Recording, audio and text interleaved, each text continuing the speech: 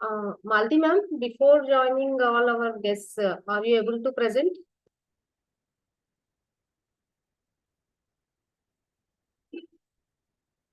Yes, ma'am. I'm present here, ma'am. Are you able to present your paper, ma'am? Yes, ma'am. Yeah, please do that, ma'am. Okay, ma'am. Okay, ma'am.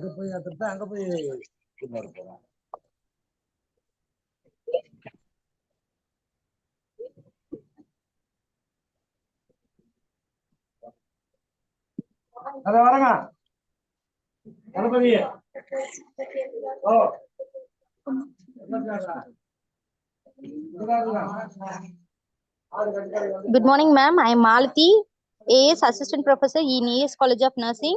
A good evening, chairperson and co-chairperson, convener, and participants of the conference. I take this opportunity to thank our beloved principal, Professor Mrs. Porselvi, ma'am, and Vice Principal, Sir Professor Karthi, for giving a valuable opportunity for present a paper in this platform.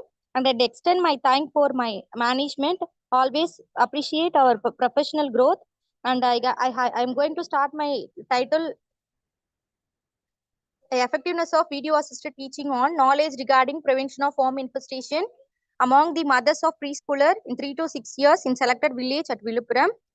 My introduction of study, the health status of the children is primary indicator of the assessing the health situation of country.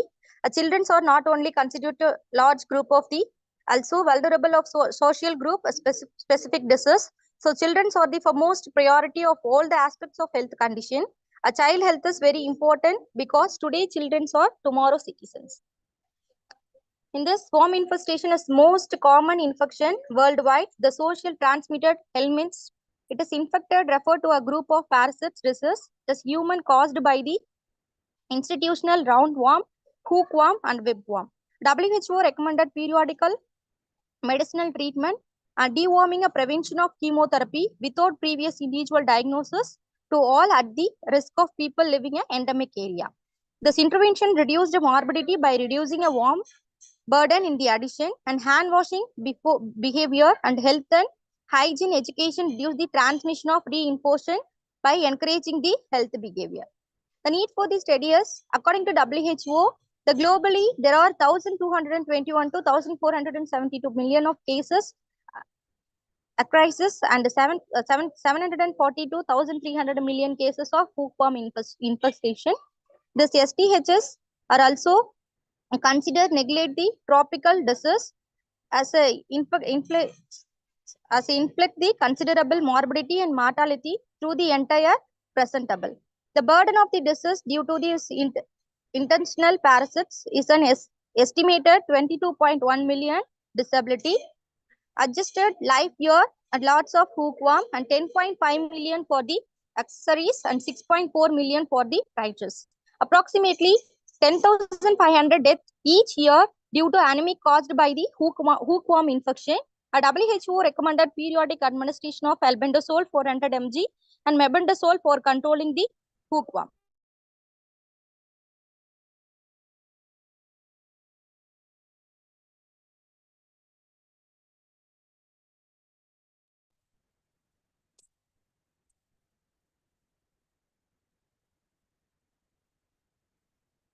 In Kappattu at Viluppuram.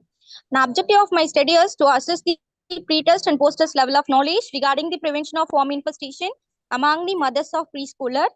And second objective was to evaluate the effectiveness of video-assisted teaching on knowledge regarding the prevention of worm infestation among the mothers of preschooler. A third one is to find the association between the post-test level of knowledge regarding the prevention of worm infestation with selected social demographic variable.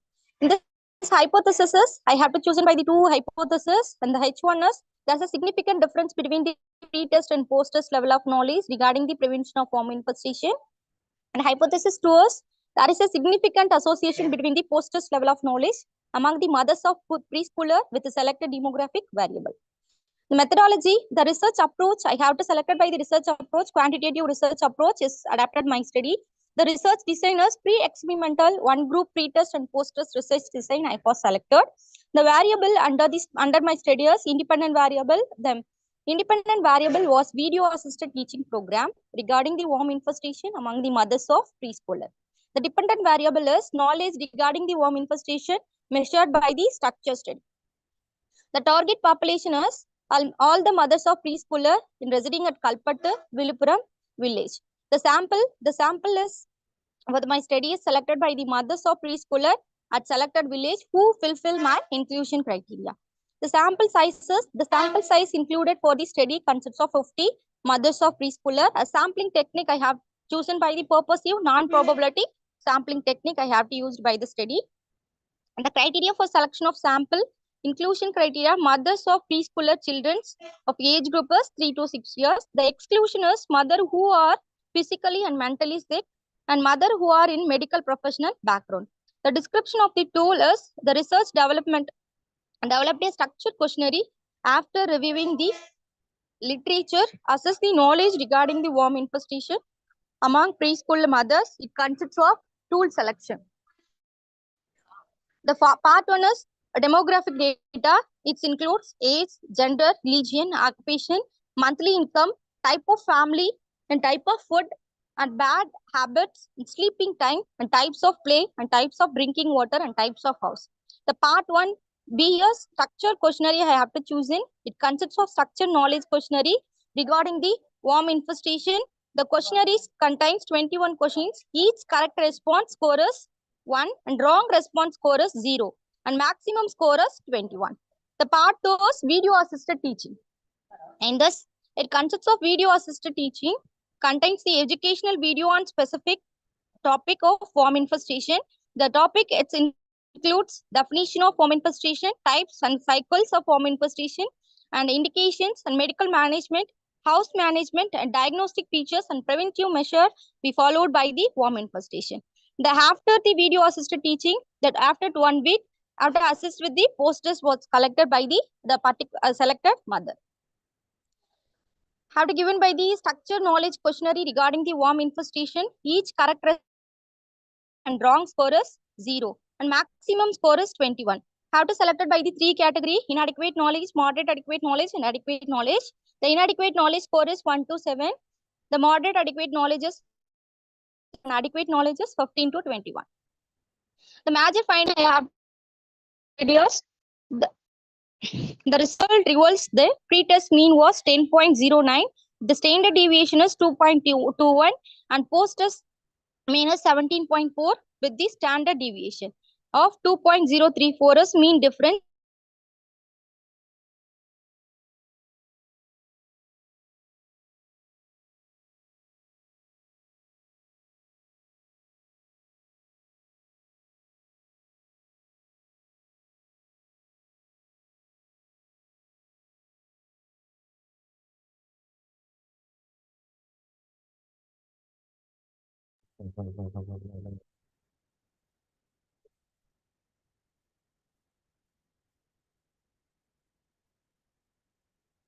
Malti ma'am, I think there might be some technical issue with Malti ma'am.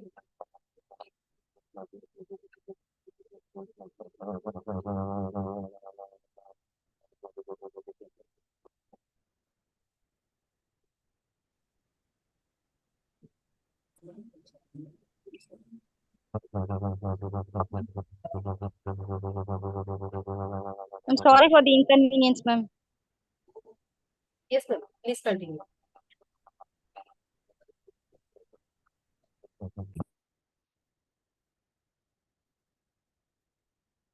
In this major finding of my studies reveals that the pre-test mean is 10.09 with the standard deviation is 2.21 and the post-test mean is 17.4 with the standard deviation is as comes under by the 2.034.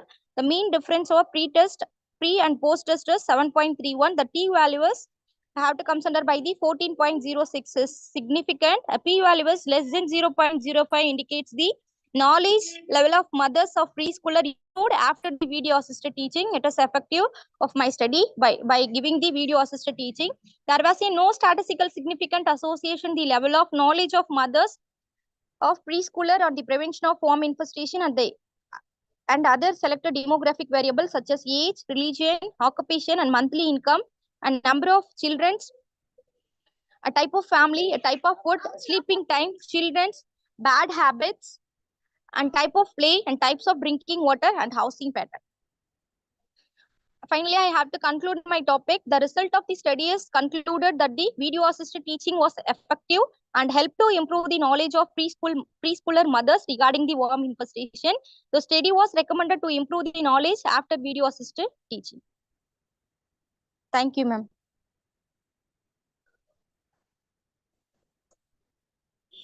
Thank you, Malti ma'am, for your wonderful presentation. Anyone from the Thank you, audience ma'am. side, anyone from the audience side, if you have any questions or any interaction with Malti ma'am, it is welcome.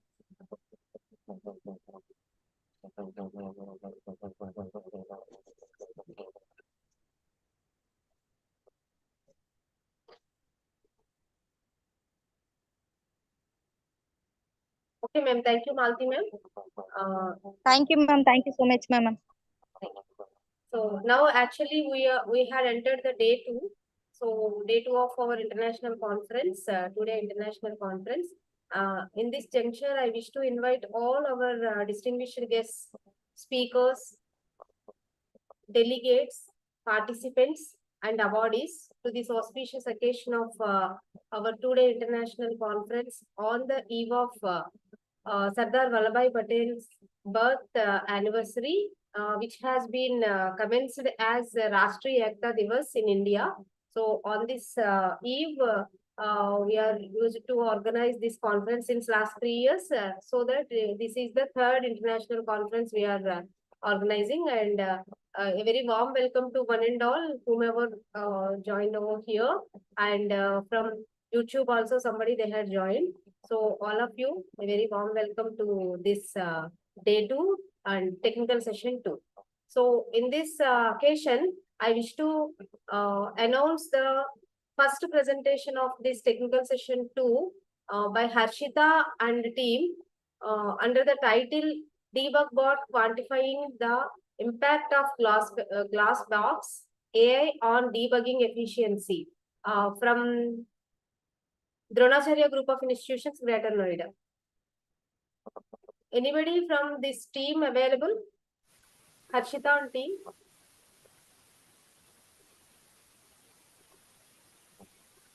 Yeah, please go ahead.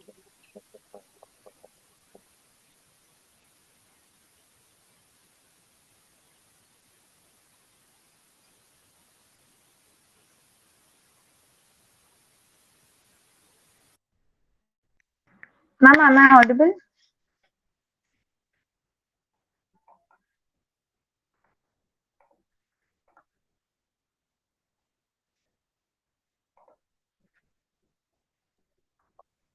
Ma'am, is my screen visible? Yes, please go ahead. You are audible and visible also. Thank you, ma'am.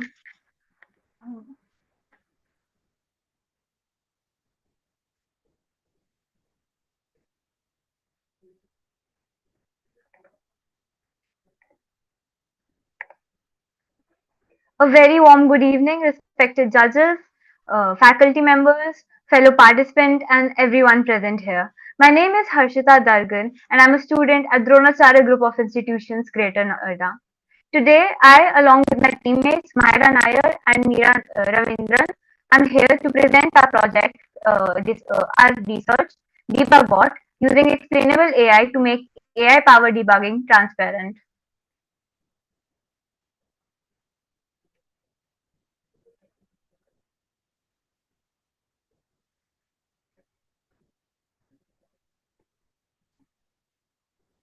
As engineering students, we use a lot of AI tools like ChatGPT, GitHub Copilot, and DeepL Ghostwriter to help us write code faster. These tools are amazing, but they help us save time and often generate complete programs for us. But there is one big problem. We don't really know how these programs generate codes for us. Uh, this that is what is called the black box phenomena. So when we have an error from AI, we just have to guess what is wrong. We don't know which part of the code confused it or how it decided that a bug exists. This makes debugging, which is already taking a lot of time, even harder because we end up spending extra effort understanding the AI itself. So as we start thinking about this problem, we felt that AI tools should be fast and intelligent, but also they should be explainable.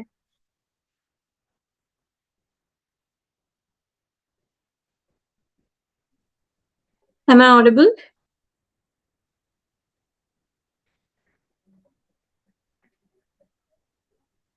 Hello. Yes, please go ahead.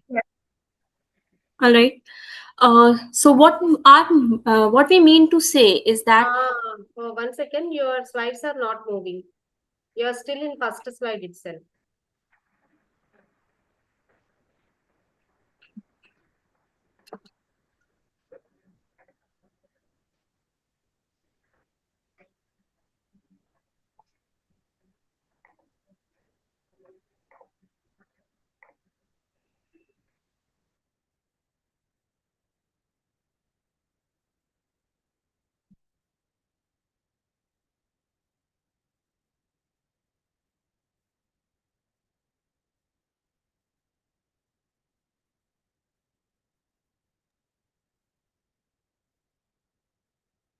So, what we mean to say is that artificial intelligence should not just give us an answer, but it should also tell us why it gave us that answer. We need to know the thought process of what AI thinks before it replies to us. When developers, we can actually understand the reasoning behind AI's decisions. That is when debugging becomes way more faster and the learning becomes way more meaningful. So, to understand how big this issue really is and what is its impact in and how it affects people in general, we decided to conduct a very small survey in a sample size of 15 people. For this survey, we have created a very simple prototype of what we wish and envision for debug bot to be like, an explainable glass box debugger. So we created a very simple prototype for this and conducted the survey. Instead of focusing on technical development, our goal was to test the impact to find out whether people benefit when AI explains itself and becomes more transparent. Through our study, we were also able to prove that explainable AI can truly transform artificial intelligence from being an opaque black box tool where we don't know what goes on behind the curtains to becoming a transparent teammate, a coding assistant for academic and learning coders like us that actually helps developers understand what's going on behind all of it.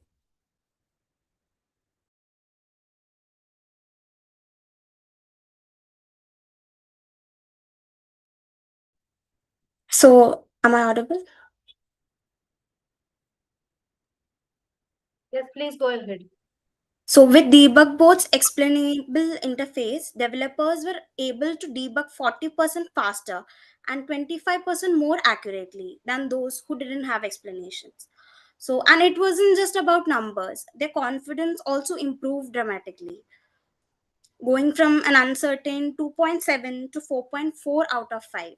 So, this experiment clearly showed that explainability doesn't just make AI smarter, but it makes people smarter too. So we believe the survey results shows us the need for an explainable AI agent and that for this approach sets a new standard for AI tools. One where transparency, trust and collaboration lead to better code, faster delivery. In short, our goal is to move from a black box AI to truly a glass box AI. We want AI not to just write code, but to teach, to explain, and grow with us. So, Debug Bot is a small step towards making AI more human friendly and understandable. Thank you for your attention. Thank you so much.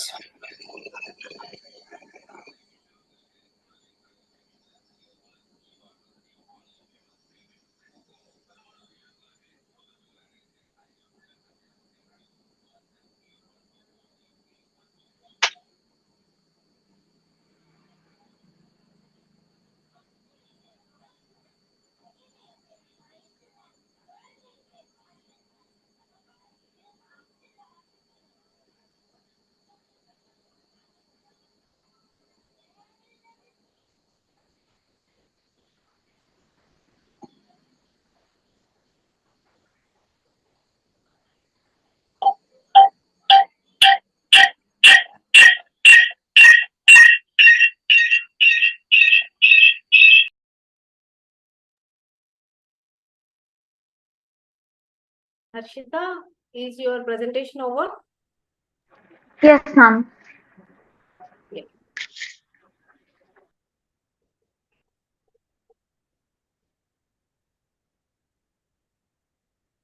Anybody from audience side wish to interact with Harshita aunty? It is welcome. Okay. Thank you, Ma, and my heartfelt congratulations and all the very best for your endeavors, futuristic endeavors, because I think you are in first year, I think, right? Ma'am, we've just entered second year. Yeah. That's what Yes, ma'am. Kaushik told me. So all the very best for your futuristic endeavors, because you are having a very good interest in presentations. Thank you so much. Thank you for the opportunity, ma'am. Thank you so much. Now I wish to call upon the next presentation bearing the number P012 under the title Effectiveness of Health Information Package on Knowledge Regarding Early Identification and Prevention of Complication among Hypertensive Clients at Selected Hospital, Villupuram by Mrs. Aarti, Assistant Professor, ES College of Nursing, Chennai. Is Aarti ma'am available? Yes, ma'am. Yes, ma'am. Yeah. Ma'am, are you ready with your presentation? Yes, ma'am. I'm ready, ma'am. I'm ready to Yeah. present, ma'am. Yeah, please. Okay.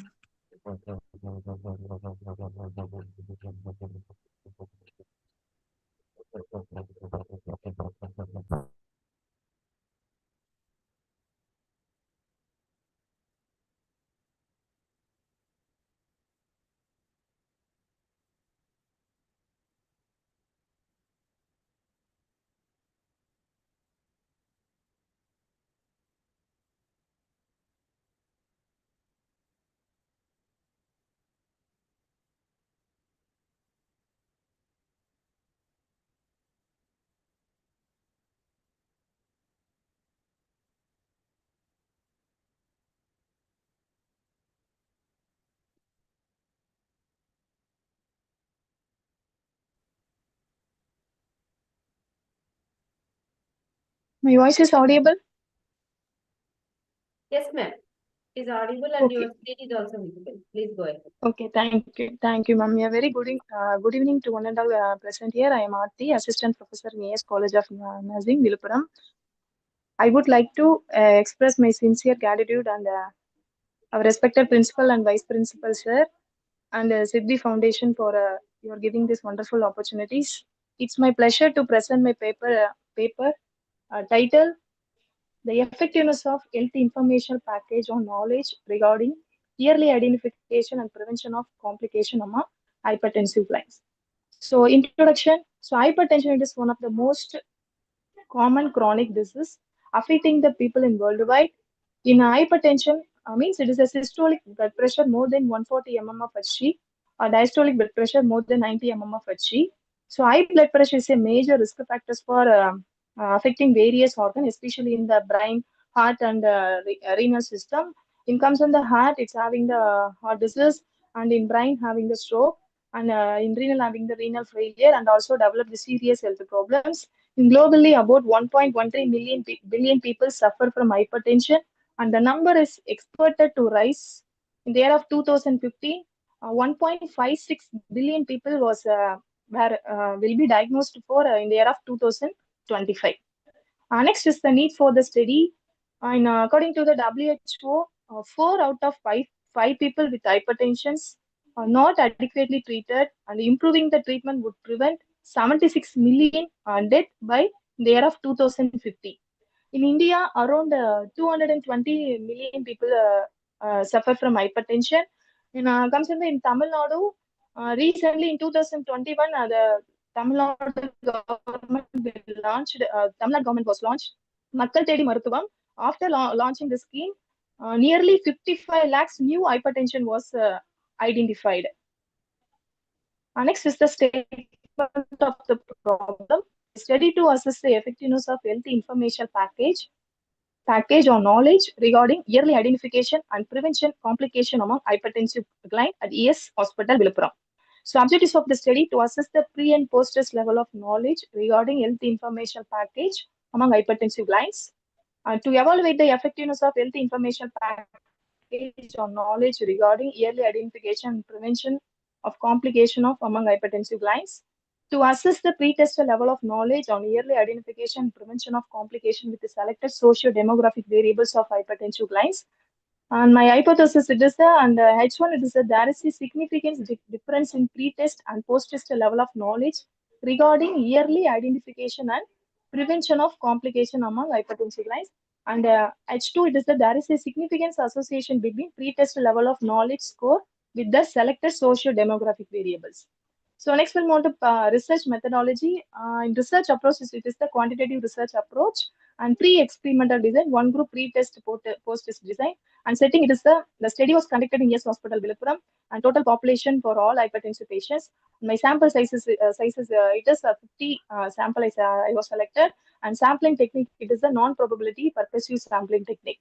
And variables of my studies, independent variable. The independent variables of the study was health information package for early identification, prevention of complication of hypertension, and dependent variable for this for my studies. Dependent variable of the study was knowledge, consent, self-care practice among early identification, prevention of complication, hypertension. And next is the sampling criteria. So inclusion criteria, the patient with the confirmed diagnosis of hypertension and patient aged 80 years and above, and patients who are all willing to participate in the study, and patient who can able to read the English or Tamil. And exclusion criteria, it is the patient with the severe illness or other comorbid illness conditions, and patients who have previous knowledge about yearly identification, prevention of complication of hypertension, and patients who are cognitive impaired. Next is the development and description of the rules. It consists of two parts. In part one, it's having the demographic two demographic variables, and part two it is having the 24 structured knowledge questionnaires that are prepared based on my studies. And next is the data analysis. The data was analyzed using the descriptive and inferential statistics, which includes the session one, it is the frequency and percentage distribution of selected socio-demographic and clinical variables among hypertensive clients. And session two, it is the distribution of pre-test and post-test level of knowledge, health information package among hypertensive clients. And session three, it is the effectiveness of health information package knowledge regarding early identification, prevention of complication among hypertensive clients. Complication of hypertensive clients. And session 4, it is the association of pre-test level of knowledge and yearly identification, prevention of complication with the selected socio-demographic variables of hypertensive clients. And this is my pre-test and post-test level of knowledge. In adequate pre-test level, it is a 10%, and moderate knowledge, it is the 58%, and inadequate knowledge, it is the 32%. In a post-test level of knowledge, it is the adequate, it is a 88%, and moderate, it is a 12%, and inadequate, it is a 0. So it is a very when see the difference between pre-test and post-test level of knowledge score, this is a wide improvement in the post-test level of knowledge score. Around 88% of sample gained adequate knowledge compared to the pre-test level of knowledge. And this is the comparison of mean score and knowledge regarding early identification, prevention, complication of among hypertensive clients. So the t-value was 11.725, shows highly significance at the p-value, it is a less than 0.1 level. Hence, it indicates there was a significant difference between pre-test and post-test knowledge regarding early identification and prevention complication among hypertensive clients. So the hypothesis one was accepted. And there is no significant association between pre-test level of knowledge with the selected socio-demographic and clinical variables. Hence, hypothesis 2 got rejected. Next, I conclude my topic. The result of this study concluded that the health information package was effective and helped to improve the knowledge of early identification and prevention and complication among hypertensive clients. So the study recommended to include the health information package in treatment modalities.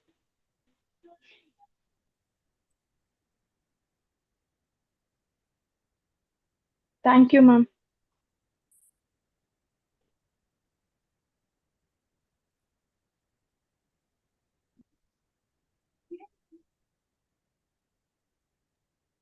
Any questions from audience side?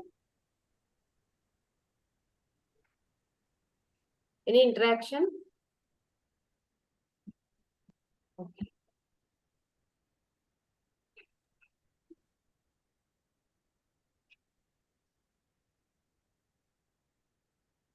Thank you, Aarti ma'am, for your wonderful presentation, and congratulations once again to all your team, because all of you did a wonderful job by presenting all your research papers here. Thank you so much. Thank you, thank you, thank you, thank you so much, ma'am. Thanks for giving this wonderful opportunities. Thank you, ma'am.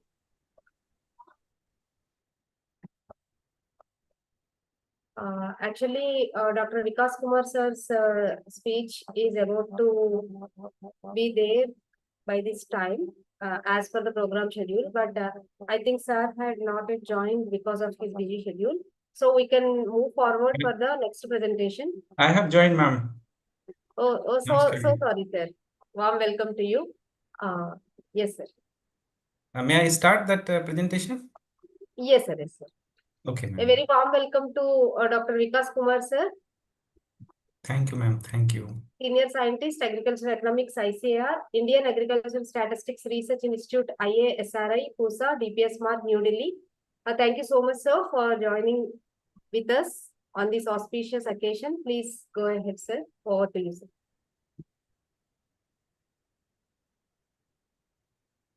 Is my slide are visible, ma'am? Yes, sir. Right, Yes, sir.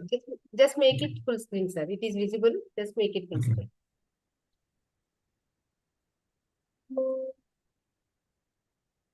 Yes, sir. Okay, ma'am. Namaskar to all the organizers, participants in the international seminar. I'm Vikas Kumar, and we will through this talk we will be um, motivating and inciting our all participants about the major issue in Indian agriculture. There are important policy support required in two major areas. One is the pulse, and another are the edible oil sector. There are major changes the government is always trying to implement in these two areas, because with the regular support from the government, we are now self-sustained in case of cereals. We are producing sufficient for our consumption and even for export in the case of cereals. But in the case of pulse and oil seeds, we are lacking, and lacking so much that we need to have reforms in this sector. So our topic is that edible oil sector in India, production and consumption trends, trade scenario, and way forward. So this is an important area where we can have lots of opportunities in terms of making projects, in terms of making changes, because this area is still needed lots of investments. So first we see that here India is the largest, fourth largest producer of oil seeds in the world after United States, China, and Brazil. And it has 20% of the world area under this oil seeds, but it is producing only 10% of the global oil seed. 10% means it is not producing 20% of the global production. It is producing just 10%, and it has a huge demand also. The 10% of the total demand of the world edible oil is in India. That shows the total big demand is there, that we'll see later.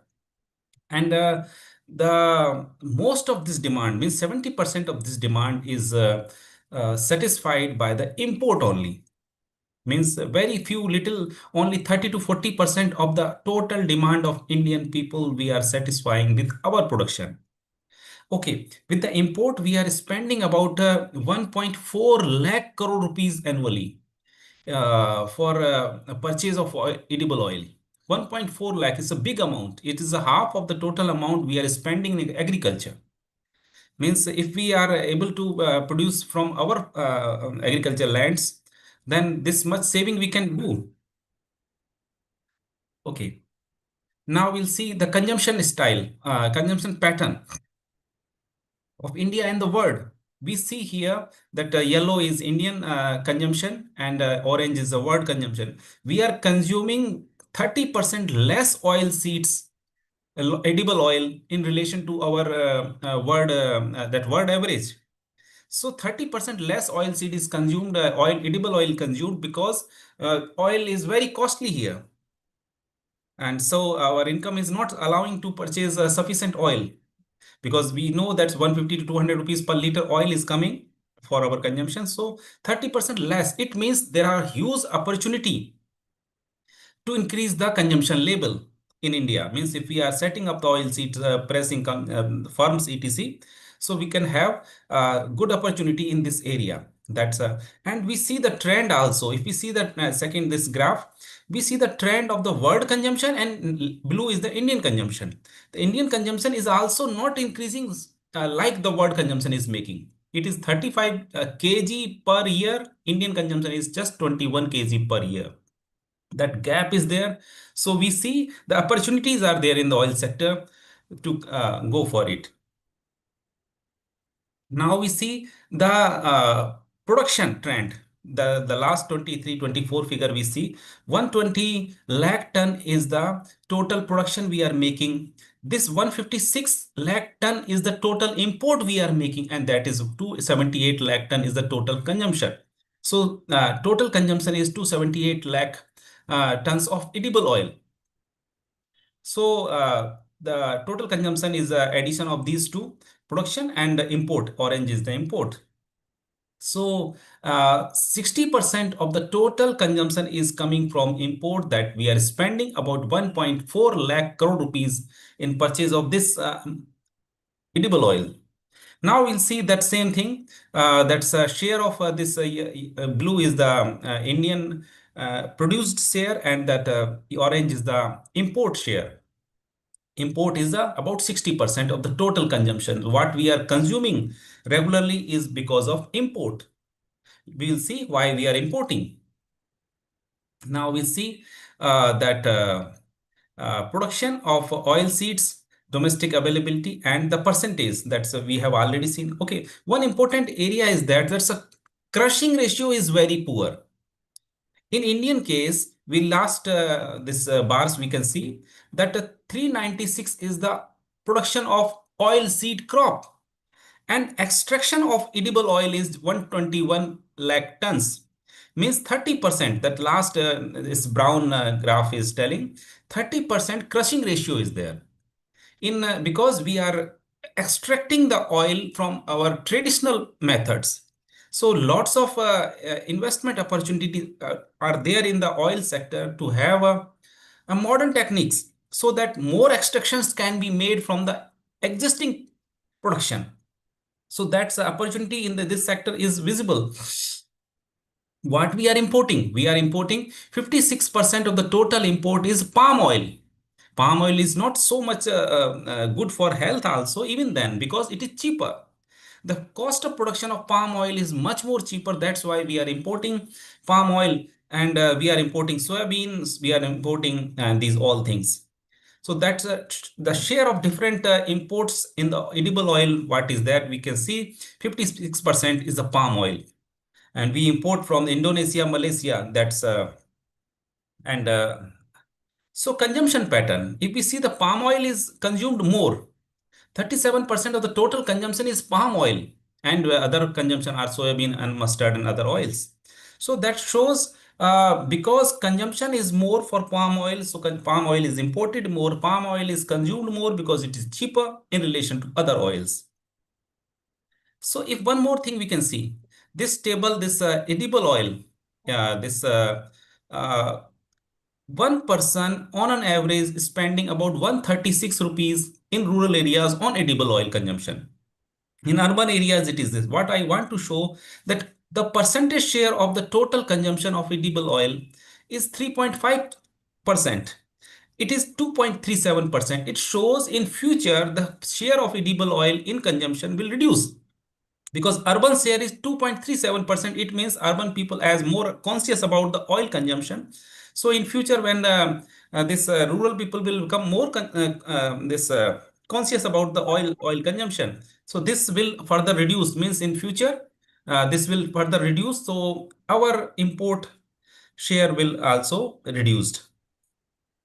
One more thing we can see here, that the pattern of oil seed consumption in rural areas, that's a table is the third last row, is the pattern of oil seed consumption is continuously reducing. We see here it is in 2000 it is 3.74% of the total spending is made on the oil seed, then it is 4, then it is 3.69, and it is 3.59 in rural areas. So oil seed consumption is continuously reducing.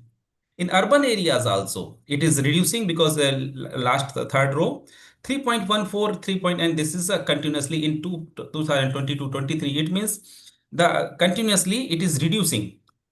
What we are spending about 150 rupees per person on oil seed. See here, this trend is visible but the trend is quite steep in the case of urban areas. The fall is very high in urban areas, then the fall in the rural areas. It means in future the share will further reduce.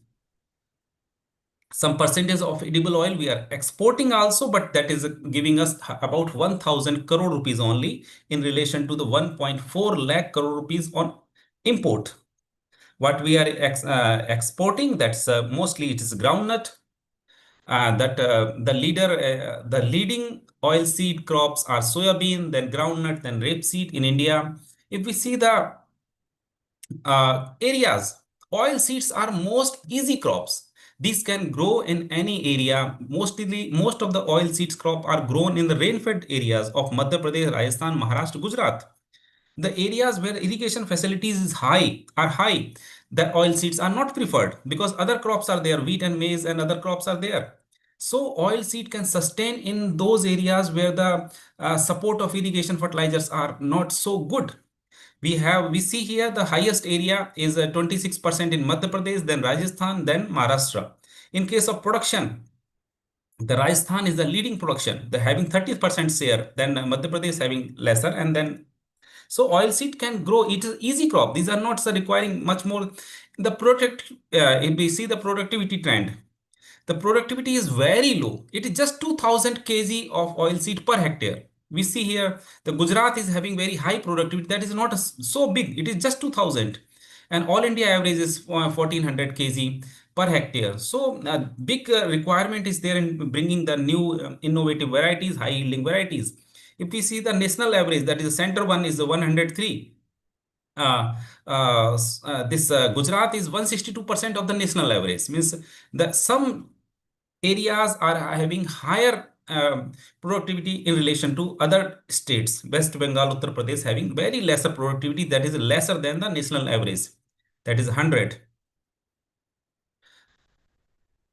So that's the growth rate of oil seeds crops are also very low. That we see here the in case of all agriculture and all crops, it is 3.6 for oil seed is just 1.9%. That means shows that attention is not made towards the oil seed crop. So we require to have that.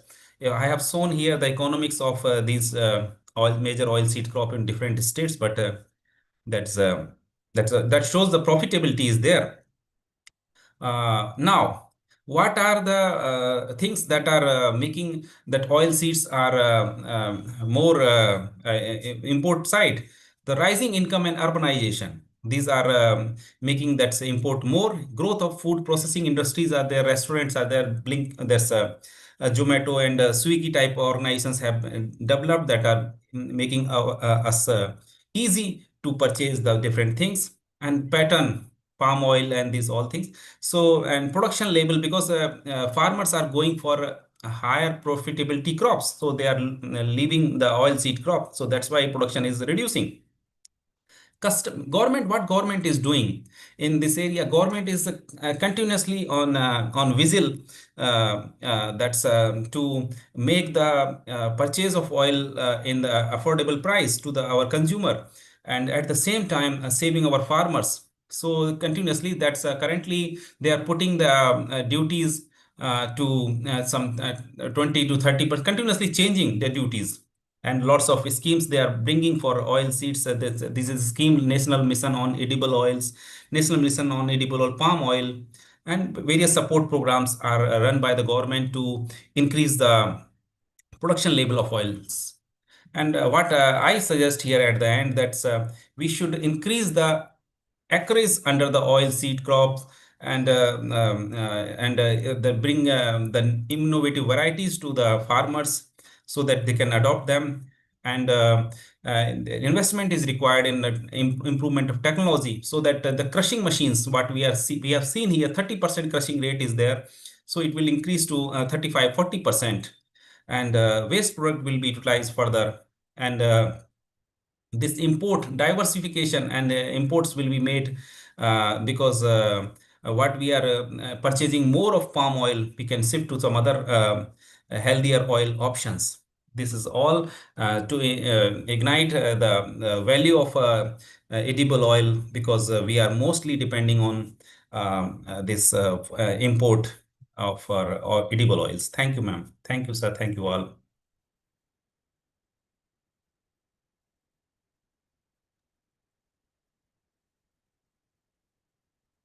Thank you, Dr. Vikas Kumar sir, for your wonderful insights towards agriculture research.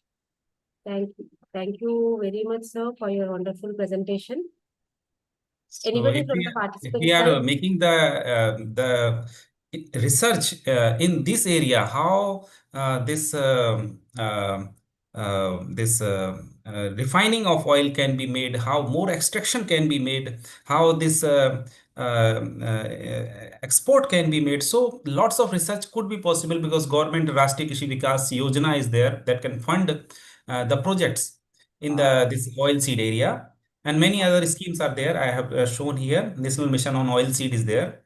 So our students can submit the projects for this, because government is intended so that the burden could be reduced of oil seed import. Yes, yes. Sir, any suggestions regarding the second generation oils, sir? In India, the second generation oils also will be edible, but in foreign countries, they are using for the production of biodiesel from the second generation oils. So, what are your suggestions, sir, for Indians in this regard? Well, I believe that we should follow the trend, because there are many innovations are made in agriculture. We have very new things, but in the case of our consumption pattern, we should not go for that, because we have cotton seed oil, we have other oils which are vegetable oils, but not edible.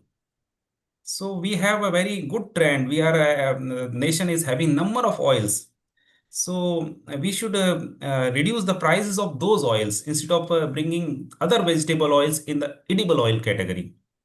Certainly that will be option, but as the palm oil is not edible oil, but we don't have any option. If we don't import the palm oil, that we have seen 56% of the total oil is a palm oil. But lots of research are there that's telling that palm oil is not suitable. Even the refined oil is not suitable, because it is going through the various chemical processes. So the oil pattern is style is totally changed. So at the end, we are getting number of problems. So that's the case in consumption things. We should go for the trend what we are following, because we agriculture nation are not so much in dearth of things. The total we are spending about 3 lakh crore on agriculture, and 1.5 lakh crore is wasting on this import of oils only, which are very easy. Growing oil seed crop are the easiest crop, because that can grow in any type of climate, that don't require a very good soil, very lots of nutrients. Even this ravines of Bhind and Morena are leading oil producers. Rajasthan is the oil producer. So the easiest crop to grow, that easiest crop we are importing.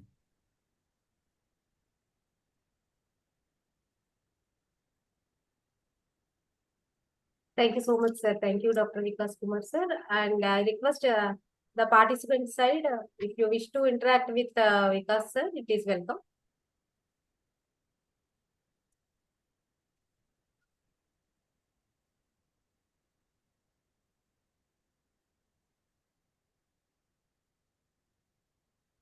Thank you, sir. Thank you so much for sparing your valuable time, sir, yesterday and today also.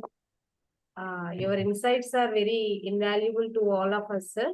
And we learned every time we are learning something new regarding this agriculture sector from your end, sir. Thank you so much, sir. Thank Thank you. you, ma'am.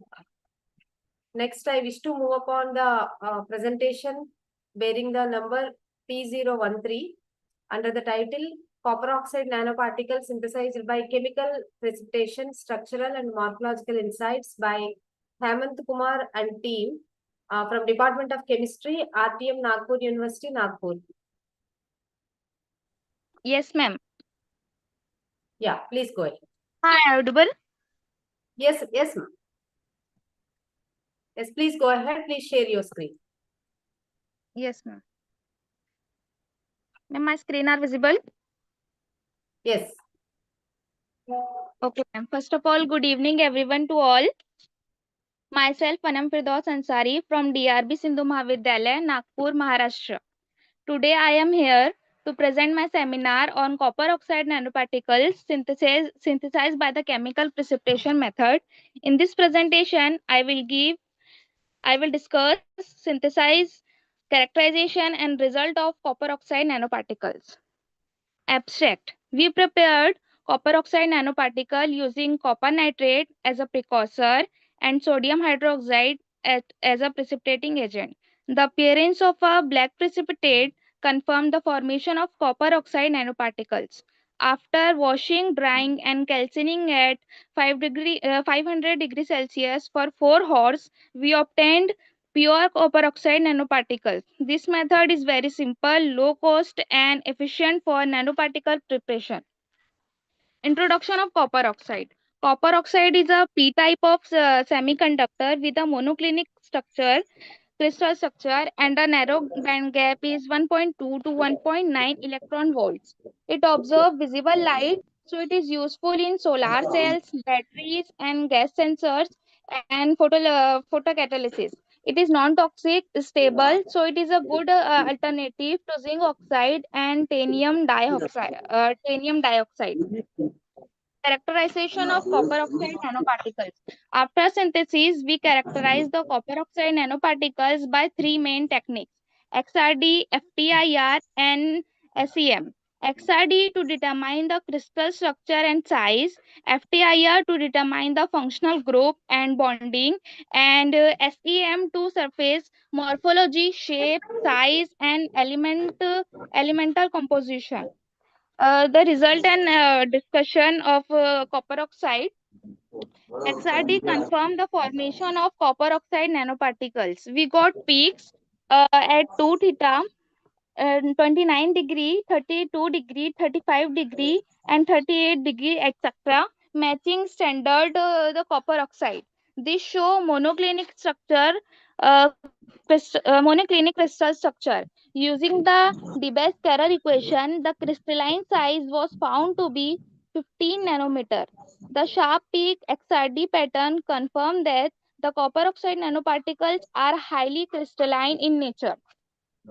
Then FTIR analysis. The FTIR spectra of copper oxide nanoparticles were recorded in the range of 400 to 4000 centimeter inverse.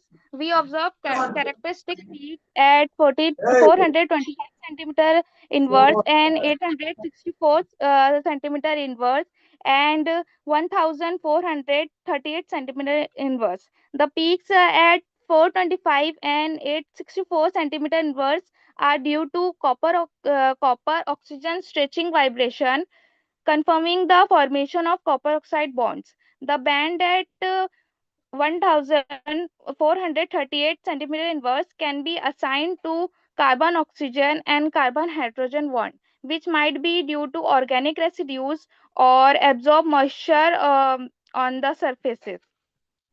Then SEM confirmed the morphology of the synthesis copper oxide nanoparticles. SEM images shows that the copper oxide nanoparticles are spherical and highly clumping in nature. The particle size ranged from 14 to 100 nanometer with an average of around 20 nanometer. The EDX spectrum confirmed that only copper and oxygen elements were present, proving the uh, proving the purity of our sample. Conclusion of my presentation is to conclude the chemical precipitation method is a very simple and efficient method for synthesizing copper oxide nanoparticle. This method is very easy, low cost, and it does not require any complex equipment. The XRD confirmed the crystalline structure, FTIR confirmed the copper oxide bonds, and SEM confirmed the morphology of composition. The average particle size was found 15 to 20 nanometers, and the nanoparticles were spherical and pure copper oxide. Hence, this method is suitable for laboratory scale and industrial synthesis of copper oxide nanoparticles. These are the references used in this work, including previous research paper related to the synthesis, characterization, and application of metal oxide and copper oxide nanoparticles. Thank you all for your attention and giving me this opportunity. I hope you all are understand my presentation on copper oxide nanoparticles.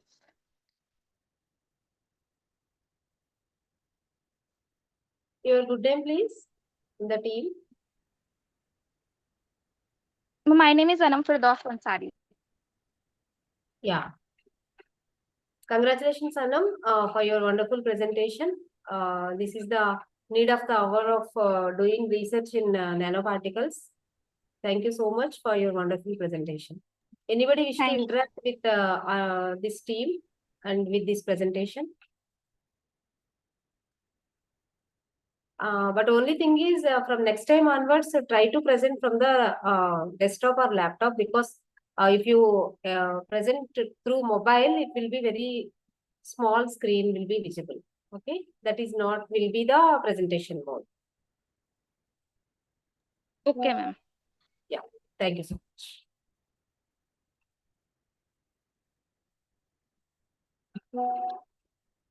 So now it's time for having our next presentation bearing the number P014 under the title The Level of Impact Among Hemodialysis Patients on Their Lifestyle in India, Indira Gandhi Government General Hospital at Puducherry by Ms. Velvesh J, Assistant Professor, ES College of Nursing, Chennai.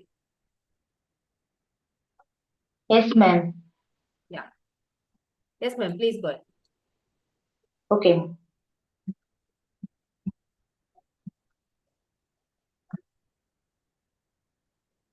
Okay, ma'am. Good evening to all.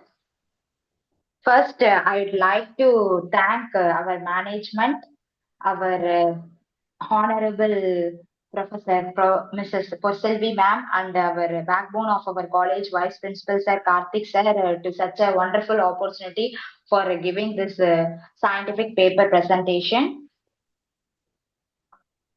So, introduction, chronic kidney disease in India. In India's rapid urbanization and lifestyle changes have led to an increased prevalence of non-communicable diseases such as diabetes, hypertension, and chronic kidney disease.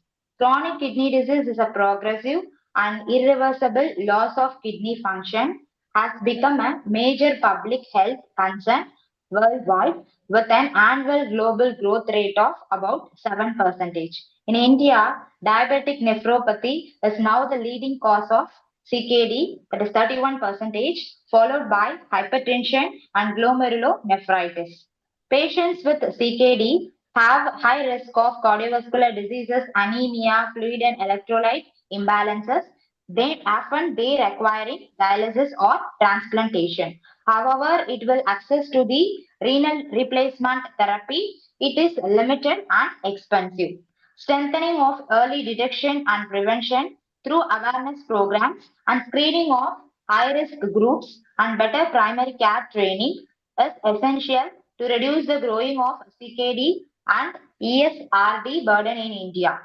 It is one of the universal availability of ESRD care There is an urgent need to initiate a comprehensive and efficient early detection and prevention program to reduce the burden of CKD and ESRD in India. Next, statement of the problem is a study to assess the level of impact among hemodialysis patients on their lifestyle in Indira Gandhi Government Hospital at Puducherry. Mainly, we have to assess the level of impact among hemodialysis patients. That is the statement of the problem. After that, what is the objectives? First, we have to assess the level of the impact among hemodialysis patients and what is their lifestyle. Second, we have to identify the dimensions of impact among hemodialysis patients on their lifestyle. Third is we have to find out the association, the impact of hemodialysis on the patient's lifestyle with the selected demographic variables. What is the need for the study? Chronic kidney disease is a growing health problem in a worldwide, especially in our developing countries like India. This chronic kidney disease treatment is very costly and it is a long-term disease also. Many patients cannot afford regular dialysis, so or otherwise they are going for kidney transplantation. The number of people developing as end-stage renal disease in India, it is increasing, but only it is a small percentage receive proper treatment because of the financial and resource limitations. Hemodialysis is a life-saving procedure for the patients with kidney failure, but it also affects their physical, physiological, psychological, social, and economic well-being. In Puducherry, Indira Gandhi Government General Hospital, that is a postgraduate institute, about around 150 to 160 patients were undergone hemodialysis every month with males, that is more than females. Considering that it is a high risk incidence of CKD and the challenges faced by the patients undergoing hemodialysis. This study is mainly related to what is the impact. Mainly, we have to assess the impact on their life, and it will help to improve the care and not the support for the patients. Next is that methodology, research design. Descriptive design is used for the study. Setting of the study, mainly the study was conducted in Indira Gandhi Government General Hospital, Puducherry. Population, the population is for all the persons undergoing hemodialysis in Indira Gandhi Government Hospital, that we can mainly see the population. Sample size, it includes how many patients is 60 patients who will undergone the hemodialysis. What all the technique we have used for the study is simple random sampling technique. Next, which are all the criteria to select the sample? Inclusion criteria and exclusion criteria. In the inclusion criteria, the patients who are coming for hemodialysis, after that the patients who will understand the Tamil, the patients who are willing to participate in the hemodialysis. After that exclusion criteria, the patients who are undergoing hemodialysis other than renal disease. After that, for all the persons having mentally challenged people. Next, score interpretation. What is the level of the impact and how many percentage? If the level of the impact is high is above 75 percentage and the level of the impact is moderate is 51 to 74 percentage and the level of the impact is low is less than 50 percentage. So this is the scoring interpretation of my study. Next is that results and the discussion. In that mainly first objective is mainly we have to assess the level of impact among hemodialysis patients on their lifestyle.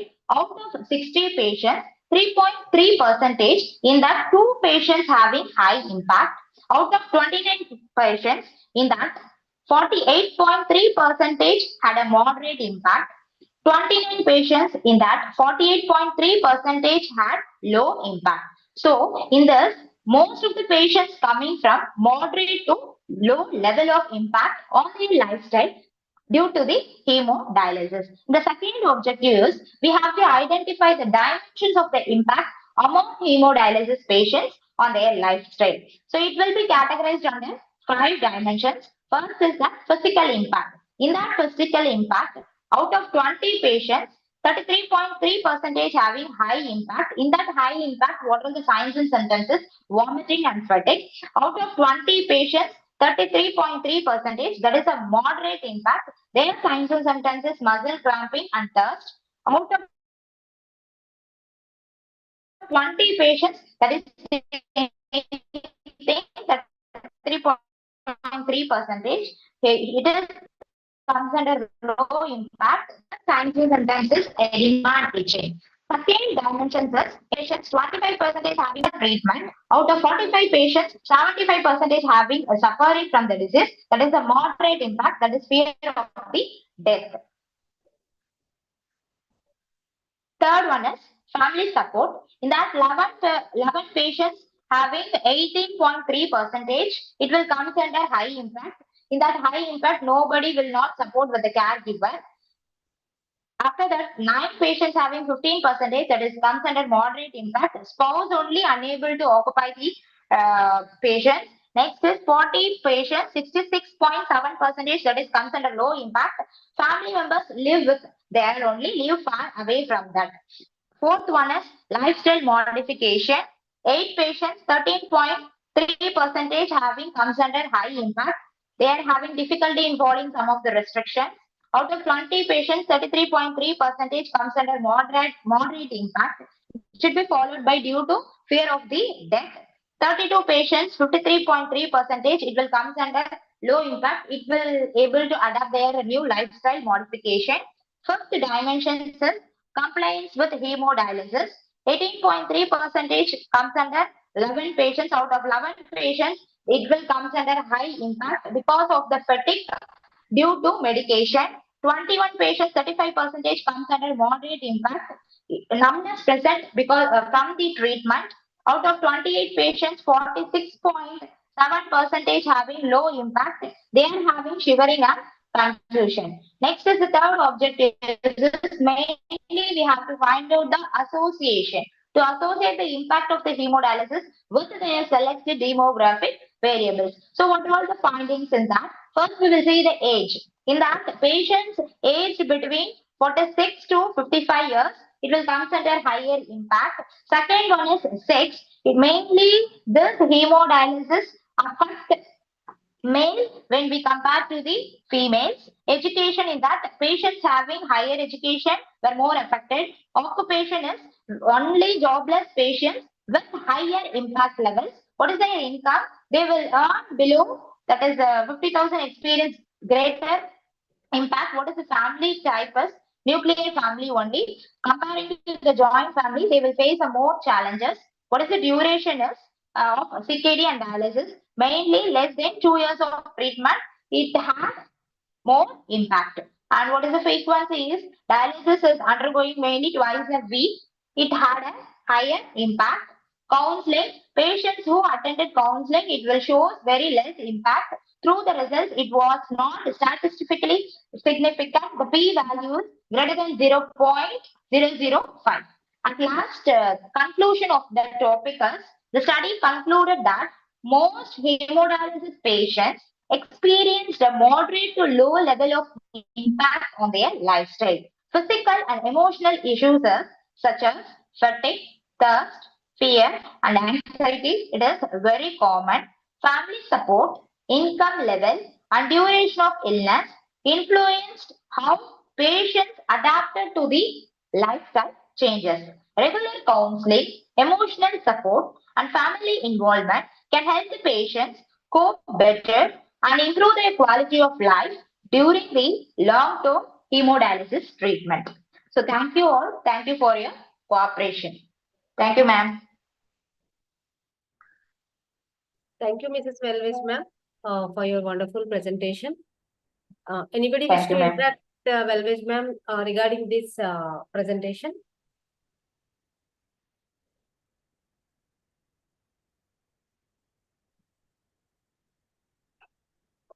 Anybody from the participant side wish to interact with Velvis, ma'am?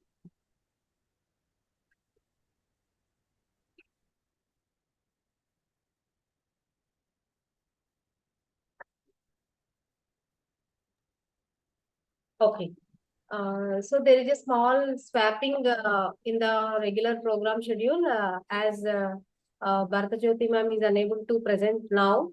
So in that place, we wish to announce the presentation number 023 under the title Performance Enhancement in Fully Inorganic Lead-Free RBGE VR3 SNSE Perovskite Solar Cells through Numerical Simulation by Ganesh Babu and team from Department of Physics, Vikram Singapuri University, Nellore, Andhra Pradesh. Is Ganesh sir Good available? evening, madam. Yes, ma'am. Yes, ma'am. Good evening, ma'am. Good Am I evening. audible, ma'am? Yes, sir, you are audible. Please share your screen, sir. Yes, ma'am. Just a minute, ma'am.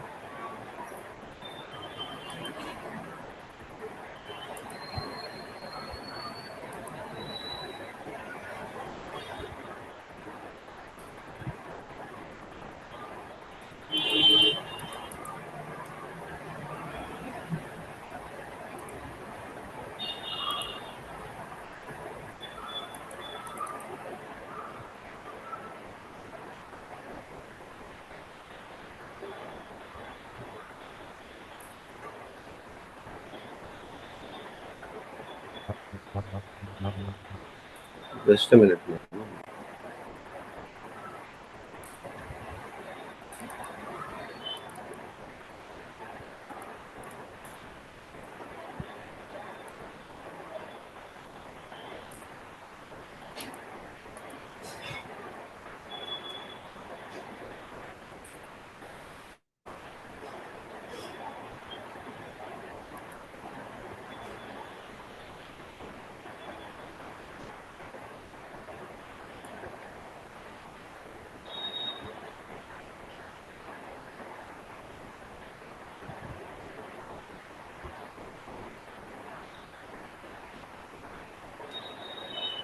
I'm just having a small problem with sharing, ma'am.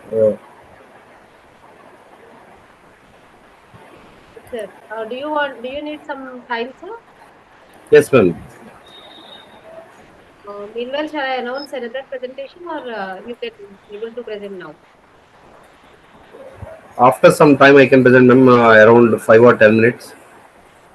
Okay, so meanwhile, we'll announce another presentation. Okay, sir? Okay, ma'am. Okay, ma'am. Thank you, sir.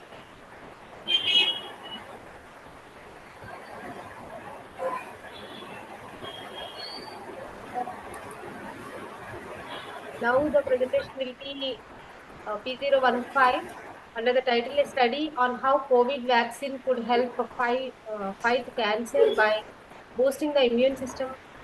Oh, sorry. P016 under the title Effectiveness of Information Package on Knowledge Regarding PCOD and its Management Among Married Women in Selected Hospitals at Viddupuram by Mrs. Malvarji, Assistant Professor, ES College of Nursing, Chennai. Is ma'am ready? Yes, ma'am. Yeah, ma'am. Are you able to present now, ma'am? Yes, ma'am. Yes, ma'am. Yeah.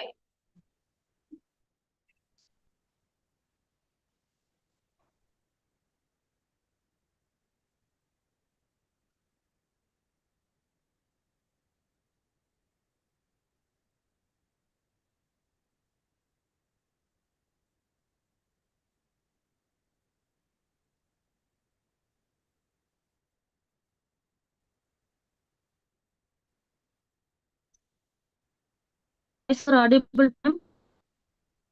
Yes, ma'am. You are audible and your screen is visible. Okay, Yeah. ma'am.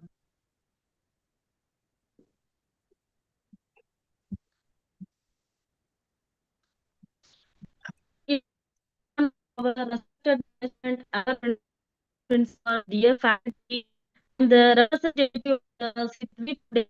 First of all, I would like to express my giving me this wonderful opportunity.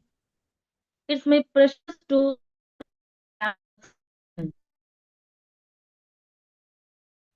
section. Polycystic ovarian disease stands as the most widespread female endocrine disorder, leading cause of infertility. Its prevalence globally falls region of 26% in India. It spans from 3.7% to 1.5%. 2023,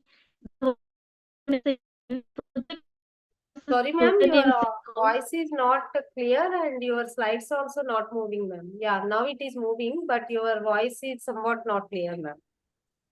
In 2023, the World Health Organization projected that percentage of women in the reproductive years ultimately up to 70% are undiagnosed.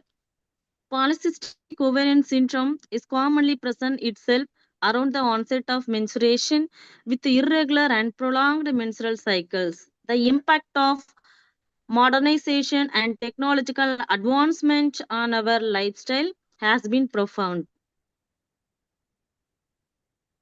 With the advent of fast food chains, ready to eat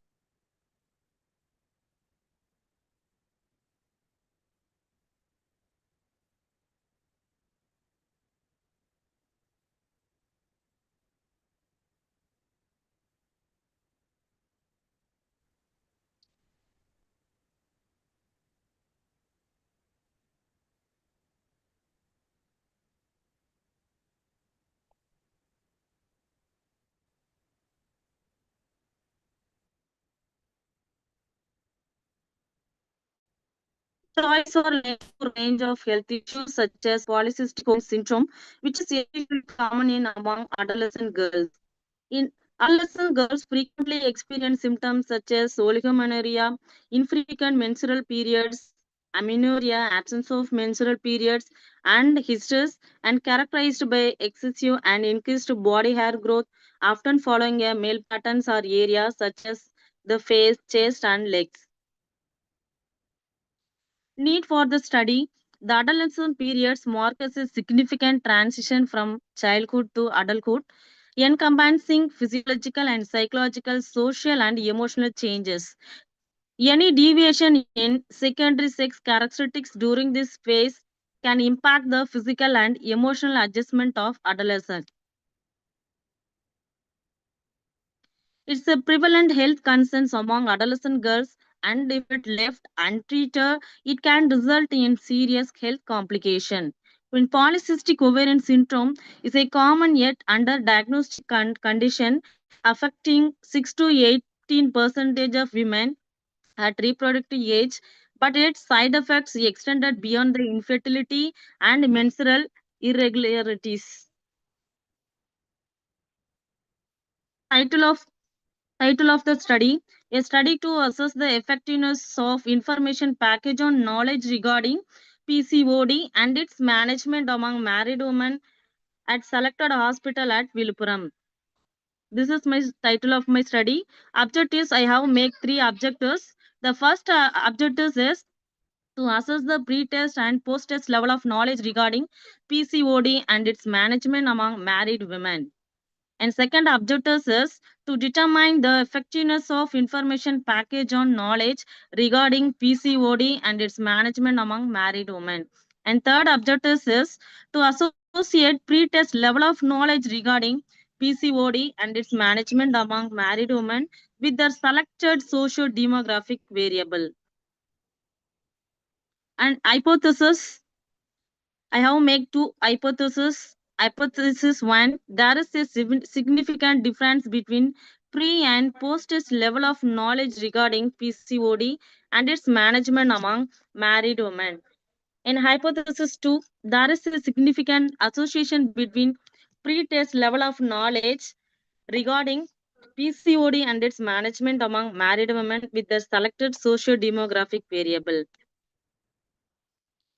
Variable the studies, there are 2 variables, independent variables and then dependence variables. In independent variables, information package on polycystic ovarian disease and its management among married women.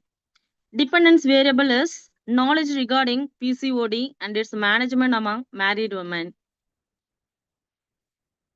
Methodology, research approach, quantitative research approach. And research design is experimental one group pre-test and post-test research design. In setting, selected hospital at Viluppuram. In populations, for the populations like married women, and target population is married women 20 to 30 years, PCOD in vulnerabilities. In accessible population 20 to 40 years with PCOD attending the selected hospital in gynecology during the study period. Ensemble 20 to 40 years married women, and sample size is 30 sample, and sampling technique is purposeful sampling technique. Inclusion criteria who are all included with this my study: married women who are attending the selected hospital in Viluppuram during the data collection period. In married women aged between 20 to 40 years, women who are willing to participate in the study and give informed consent. And fourth one is women who are read and understand the Tamil and English language.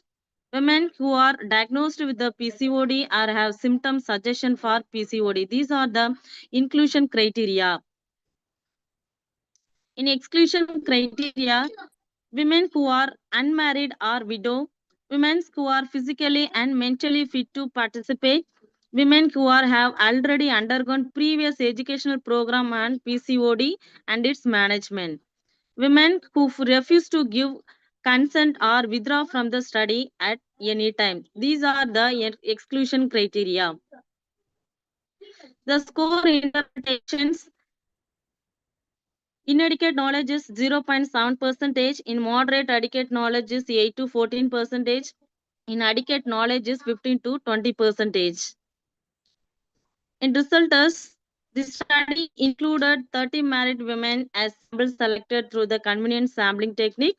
The pre-test mean knowledge score was 9.80 with a standard deviation of 3.25, while the post-test mean knowledge score was 16.75 with a standard deviation of 4.10. The mean difference between pre-test and post-test was 6.95, and the calculated t-value was 8.54, which was statistically significant at p above 0.05 level. This showed that the information package was highly effective in improving the knowledge of married women regarding PCOD and its management. Conclude my topic. These findings of studies relevant to that information package significantly improvement the knowledge of married women regarding polycystic ovarian disease and its management. Before the intervention, most participants has inadequate knowledge, but after the educational session, their understanding improved notably. This highlight the importance of structured health education programs in enhancing women awareness, promoting and early diagnosis, and encouraging the healthy lifestyle practice for the prevention and management of PCOD.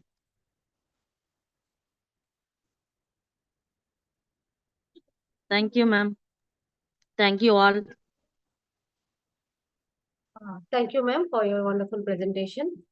Without wasting much time, I wish to call upon Ganesh Babu, sir. Are you able to present now? Yes, ma'am. Yeah, yes, sir. Please continue, sir.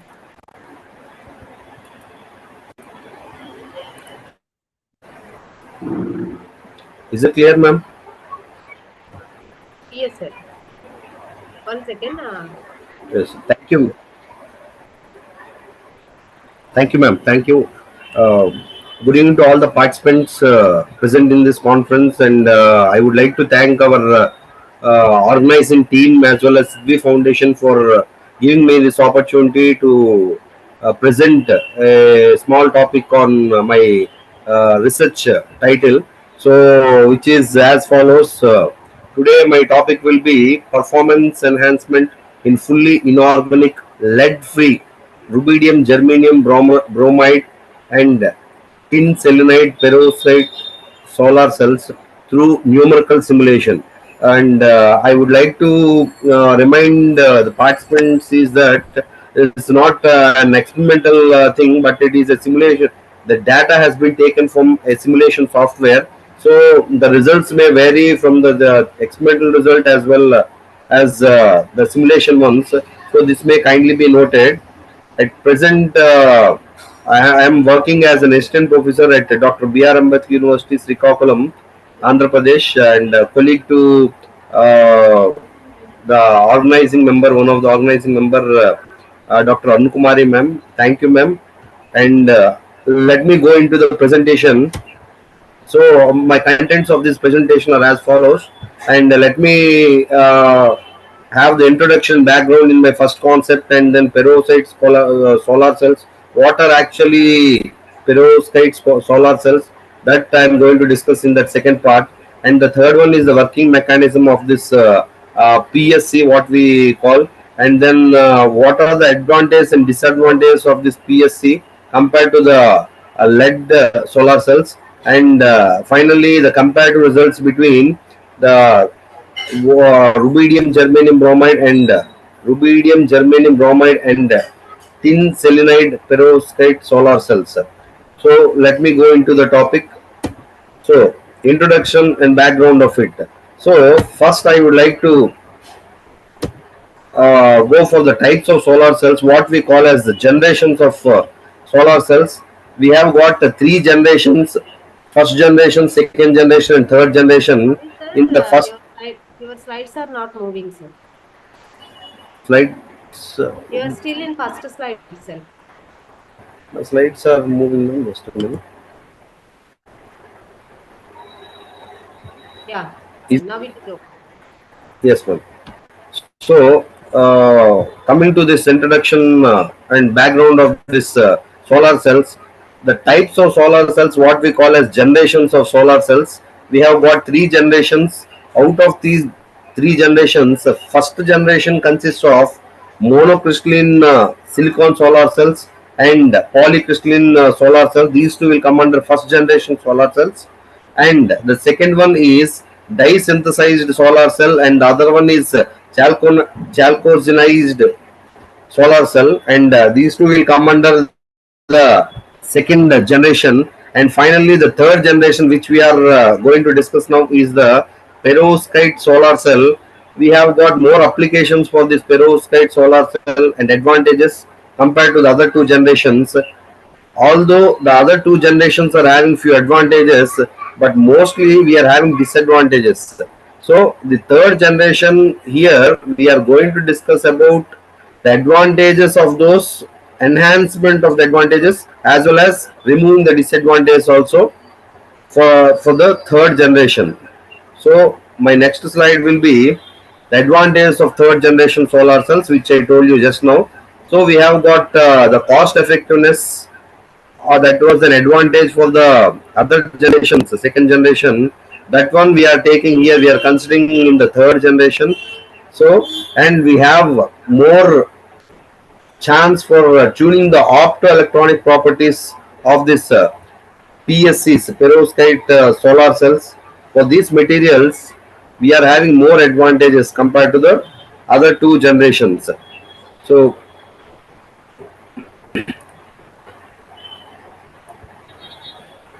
this is how the perovskite solar cell structure will be. We have got two figures here. The left side figure, which shows the statistical growth of solar cells market, which has increased from 2023 to 2032. This is an estimated one. Here, this is going on increasing very rapidly. At present, on almost all the rooftops of houses, as well as for the taller buildings, apartments, as well as for the factories and all, these are being introduced. The solar cells are being introduced. And let me go to the structure of the solar cell. The second picture shows the structure of the solar cell, which contains these 6 layers, wherein the first layer will be the transparent glass material, which is useful for trapping the sunlight, and simply the glass will allow the sunlight to fall on the transparent electrode, where the transparent electrode is taken as FTO, which is fluorine doped tin oxide here, transparent electrode, and this transparent electrode will allow more number of light particles, what we call them as photons, to come into the electron transporting layer, which is ETL.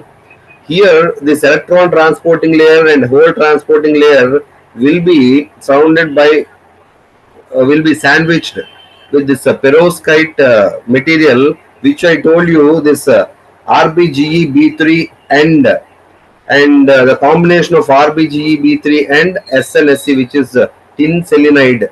So here this perovskite material is that one, and whole transporting layer is generally made up of copper corium oxide, which is CuCrO2, and here the electrode material that will be presented, that edges also positive and negative electrodes will be taken, and generally we will be taking as copper, silver materials, or platinum, palladium. These all materials which can be used as electrodes for the transporting of this current. So this is the structure, and the next one is the solar cell working, PSC working. So if I can show this picture clearly, here the all the layers which we discussed in the previous structure are being shown here, and the important thing is the sunlight here will be falling on this glass plate. After that, that will be introduced onto that electron transport layer, and then the absorber material. So the absorber material is nothing but my perovskite material only. So here this perovskite material, where the sunlight will come and fall, photons will come and bombard with these particles which are present in this perovskite, and there they will excite, the electrons will excite from valence band to conduction band, thereby forming an electron and hole pair. So here the electron which is transferred from valence band to conduction band will leave a hole here, and then the electron which entered into the conduction band is known as free electron. So we call this process as generation of electron hole pairs.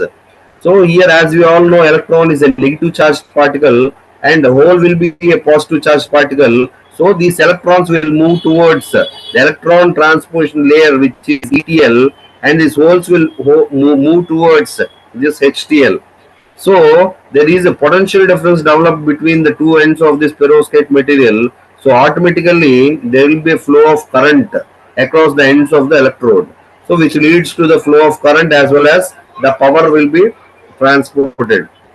This is how a perovskite solar cell works. Not only perovskite, all the other solar cells also. But here we are using perovskite material, so we can consider this one as the working of this PSC. And coming to the next one, this is the crystalline structure of a perovskite material, and we call this one as AbX3 material, where the A cations which are present at the corners of the cube, they will sit properly at the corners of the cube, and the second one is the B particles, B cations, which will be present at the body center, and the other X anions will be at the face centers of all the cubic material. So here the structure will be AbX3, what we call it as AbX3 structure for a perovskite material. So coming to the next one, these are the important parameters which we have to discuss for a perovskite solar cell. And here we can see from this graph here, I have ISC at the y-axis and VOC at the on the x-axis. So this ISC means this is short circuit current density, and here VOC means this is open circuit voltage. So we have to take the power from a solar cell. So the product of VOC and ISC will give the product of the solar cell. That means which is the power from a solar cell. This is how a graph looks like. So let me go to the next slide. So come to the literature review. Here we have got different journals from different countries. That means which reveals the fact that more work is being done on this one. So we know the huge importance and huge scope to understand the importance of this perovskite materials and how the future will be taking place, will be happening for this perovskite materials. So why should we go for the lead free perovskite materials? Why not for the lead based? Means here we are having some problems with this lead based perovskites, which are less stable and they are toxic material, and the scaling up material with this other materials also with the environment and all will be little bit problematic. And for the manufacturing issues, the cost of the lead materials will be high. So in order to prevent all these we'll go for the perovskite materials which are having more advantages compared to the normal lead based perovskites. So in order to replace or substitute those lead based ones, we can use these orange colored ones which are shown in this periodic table. We can go for magnesium, vanadium, manganese, or nickel, gallium, germanium. We can go with these materials instead of those, instead of using lead perovskites. And the sources for my work is SCAPS software, simulation software, which is a source free software, but we have to take the prior permission from the what we say Department of Electronics, University of Ghent, Belgium. By simply sending an email to them, we can have the permission from them and we can use it. So the starting page will be like this. We can give the number of inputs, whatever inputs we want, and then finally we can have an output, and based on this we can go for the experimental values. So the results of this will be like this, and here I am using this material RBGE-BR3 as one absorber or perovskite material, and the other one is RBGE-BR3 along with the tin selenide. So this is known as the dual absorber. In the previous structure, when I told you, their absorber material may be single absorber material or a dual absorber material.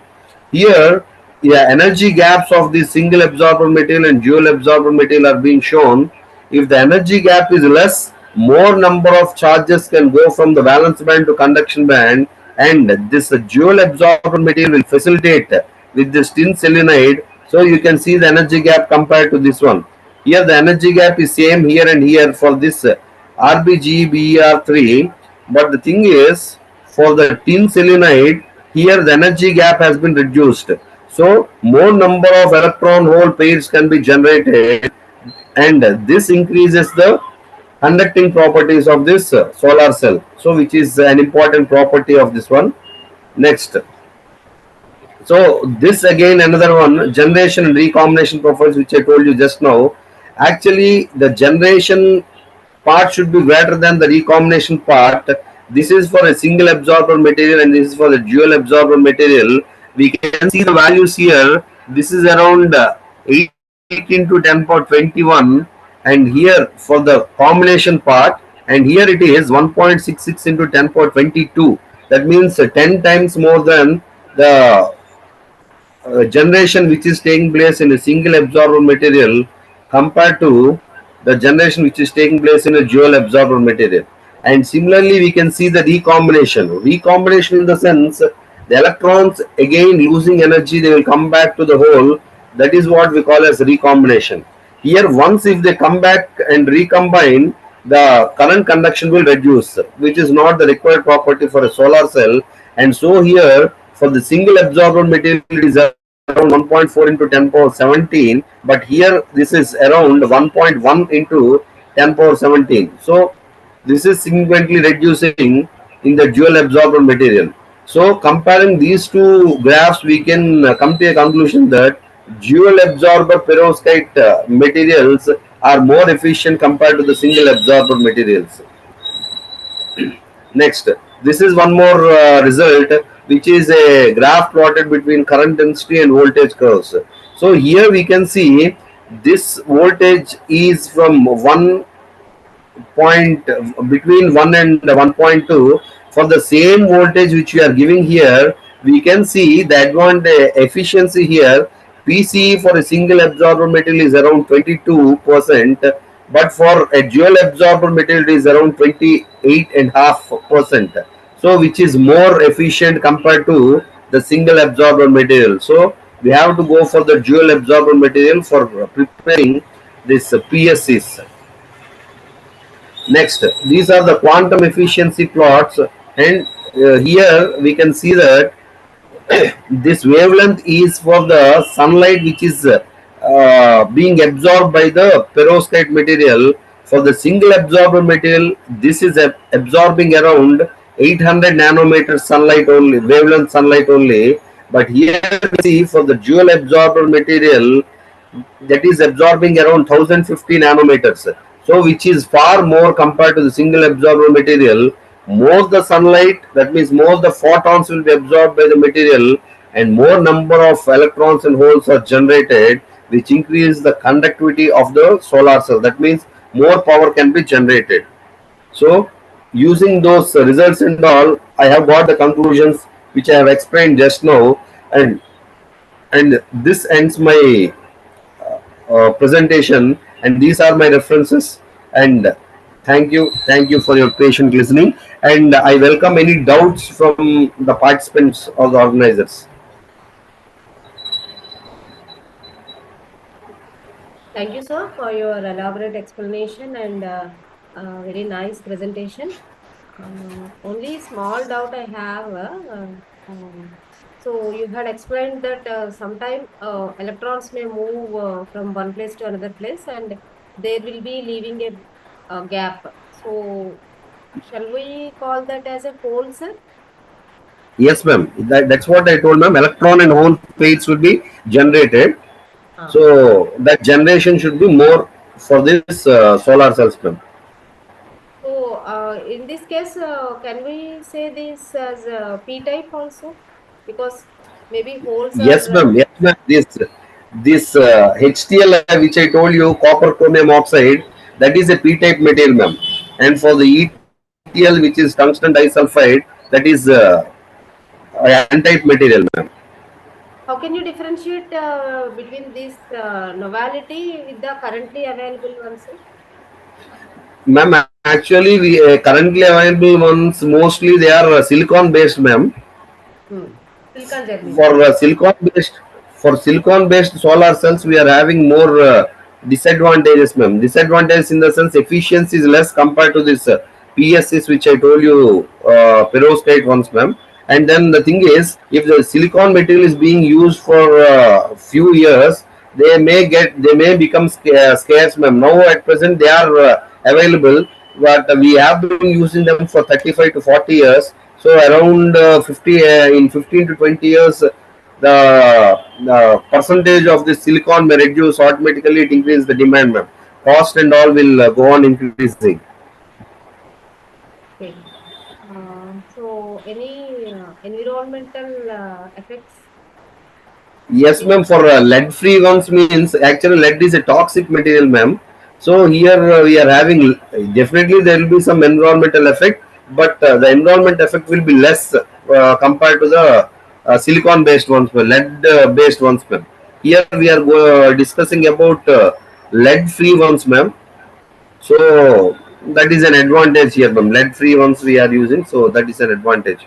Toxicity is being reduced, and the reactivity is also less, ma'am, compared to this material. Nice, wonderful presentation. Thank you, ma'am. Anybody else wish to interact with the presenter and the presentation?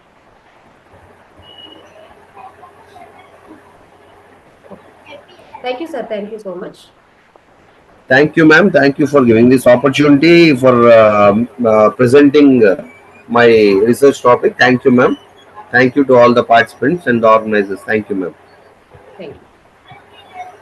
Now, we wish to move on to the next presentation, P017, under the title Cryptocurrency Revolution Opportunities, Risks and Regulatory Perspectives by Mannat Bhatia and team from Dronacharya Group of Institutions, Greater Noida. Good evening, ma'am. Can I share the screen? Yeah, please share your screen and please go ahead.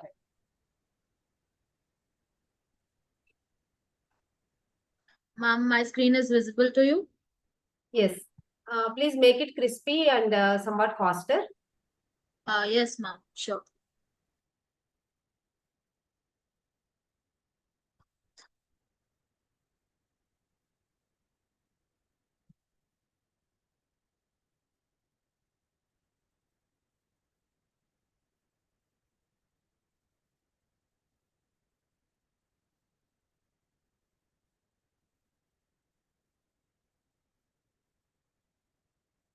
So, good evening, everyone, ma'am. We are students from Dronacharya Group of Institutions. I am Mannat Bhatia along with my team, Pranav Chauhan and Kriti Yadav. We are here to present on the topic cryptocurrency, revolutionizing digital finance. In this presentation, we will discussing what cryptocurrency is, how it works, its key benefits, challenges, real-world applications, and its future in the global financial system. We hope you find our presentation informative and engaging. Thank you. So here are our contents and introduction to cryptocurrency. Cryptocurrency is a revolutionary form of digital currency that operates on blockchain technology. Unlike traditional money controlled by banks and governments, cryptocurrencies are decentralized, meaning they work on peer-to-peer networks without any central authority.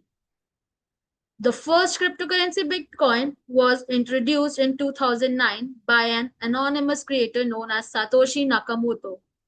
Since then, thousands of other digital currencies such as Ethereum, Ripple, and Litecoin have emerged, each offering unique features and applications.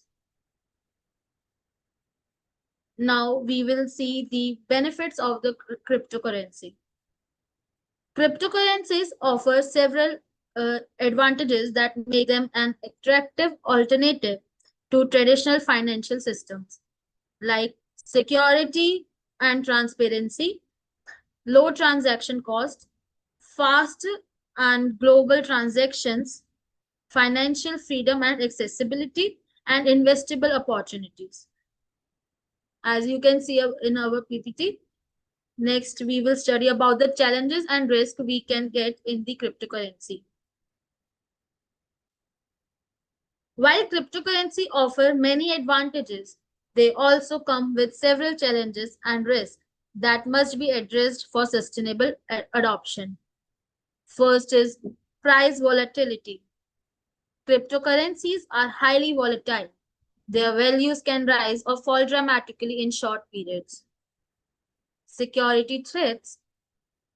Despite blockchain security, cryptocurrency exchanges and wallets are vulnerable to hacking, phishing, and fraud. Regulatory uncertainty. Different countries have varying laws and policies regarding cryptocurrency. Limited acceptance. Although popularity is growing, so cryptocurrencies are still not widely accepted for everyone transactions. Now I will pass on to my fellow teammate, Kriti Yadav.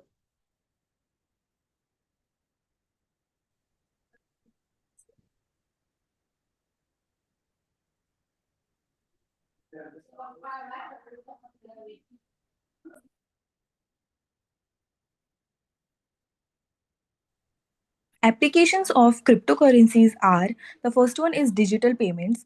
Cryptocurrency allow people to send and receive money online quickly and securely. It reduces the need for banks or third parties, making payments faster and cheaper. The second one is decentralized finance. Decentralized finance means using crypto for financial activities like lending, borrowing, and earning interest without traditional banks. The third one is the non-fungible tokens. NFTs are unique digital items that show ownership of things like artwork, music, or games using blockchain technology. And the fourth one is cross border transactions. With crypto, we can transfer money to any country within seconds and with very low fees. And the fifth is smart contracts. These are computer programs that automatically complete agreements when certain conditions are met, removing the need for a middleman. Now, the next one is the future of cryptocurrency. So, the first is wider global adoption. As people become more aware and trusting of crypto, it will be used more widely. Many companies and countries may start accepting it for payments in the future. Government regulations and stability. When governments set clear rules and introduce digital currencies, the crypto market will become more stable and trustworthy. Technological advancements, new improvements in blockchain will make crypto system faster, safer, and more energy efficient. The fourth is integration with traditional finance. Bank and financial institutions are now trying to combine crypto with normal money systems, making it easier for users to handle both together. The fifth is investment and innovation growth. More investors and setups will join the crypto world, leading to new innovations in fields like healthcare, logistics, and artificial intelligence. Now, Mannat will continue with conclusion. So, in conclusion, cryptocurrency has emerged as one of the most transformative innovations in modern finance. Built on blockchain's technology, it offers a secure, transparent, and decentralized system for digital transactions. While it proves numerous benefits such as fast payments, low transaction costs, and financial freedom, it also faces challenges like price volatility, regulatory uncertainty, and security concerns. Despite these hurdles, the future of cryptocurrency looks promising. With increasing global adoption, uh, technological advancements, and government involvement, digital currencies are gradually moving toward mainstream acceptance. Cryptocurrency is not just changing the way we think about money, it is reshaping the entire financial ecosystem, paving the way for more open, inclusive, and digital economy. Thank you everyone for hearing us.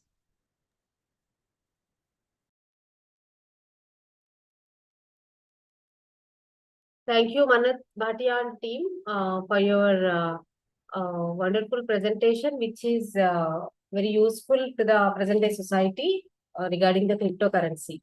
Thanks a lot.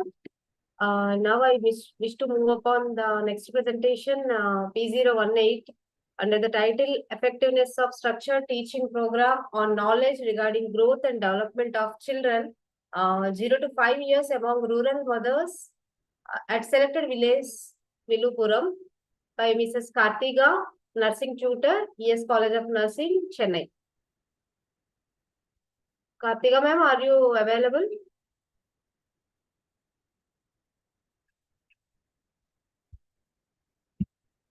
Kartiga ma'am, are you ready for your presentation?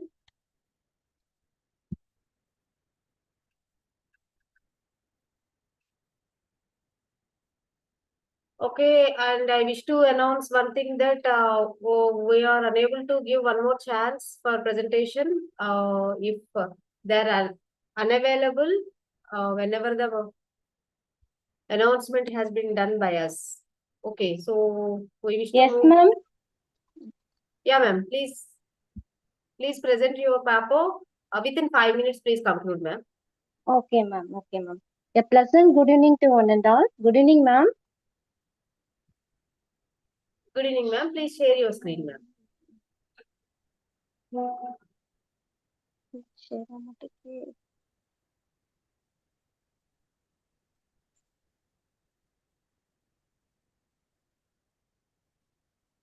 My topic is a study to assess the effectiveness of structured teaching programs on knowledge regarding growth and development of children 0 to 5 years among rural mothers at selected village Vilupuram. Now we move on to the introductions. It was observed for a good start the beginning of the child life. It helped to create an efficient person in the future society because the first 5 years in the child is growth in a crucial period, particular for the development of the brain. Now we move on to the need for the study. The children of today are the future of tomorrow. This powerful statement is assumes a special significance in our context of children 0 to 14 years comprise on one-third of the total population in the country. Every child on provision of a conducive and an enabling environment may blossom into a ever fragrant flower to shine in all spheres of life. This reminds us on your responsibility that you have to mold the shape the present condition in the best possible way. Now we move to the statement of the problem. A study to assess the effectiveness of structured teaching program on knowledge regarding growth and development of children 0 to 5 years among rural mothers at selected village Vilupuram. Now we move on to the objectives. To assess the pre and post test level of knowledge regarding growth and development of children 0 to 5 years among rural mothers. Second one is to evaluate the effectiveness of structured teaching program on knowledge regarding growth and development of children 0 to 5 years among rural mothers. To associate the post-test level of knowledge regarding growth and development of children 0 to 5 years among rural mothers with selected socio-demographic variable. Now we move on to the research methodology. My research approach is quantitative approach. In my research design is pre-test and post-test research design, pre-experimental research design. One group is containing a pre-test and after post-test. So now the variable is structure teaching program is a independent variable. Dependent variable is a knowledge regarding growth and development of children 0 to 5 years. Now we move on to the setting. The study was conducted at Papanapattu village, Vikramandi Taluk, Viluppuram district. The total populations in my study target population is the study was all the mother in Papanapattu village and Viluppuram district. Accessible population. The accessible population for this study rural mothers at Papanapattu village in Viluppuram. Sample. The sample for this study in mother who all are having a children 0 to 5 years and who is meeting in inclusion criteria. The sample size is 50 mothers. It will consist of 50 mothers. In the sampling technique you use non-probability and convenient sampling technique. So in your criteria for sample selection, in inclusion criteria, the mothers of children 0 to 5 years who is willing to participate and who is having a children less than 5 years who can able to read and understand Tamil. Exclusion criteria who already attempt same kind of teaching, who is having more than 2 children, who is not available at time of data collection. Now we move on to the scoring interpretations. Inadequate knowledge. Knowledge level, the score is 1 to 8. Moderately inadequate knowledge, the score is 9 to 16. The adequate knowledge is 17 to 24. Now my study result is, the findings reveals that pre-test level of knowledge 36 to 72% of the mother has moderate level of knowledge and 12 to 24% of the mother had inadequate level of knowledge and 2 to 4% of mothers had adequate level of knowledge. The pre-test level of knowledge is 0% of the mother, inadequate level of knowledge. 6 to 12% of the mother had moderate level of knowledge and 44 to 88% of mothers had adequate level of knowledge.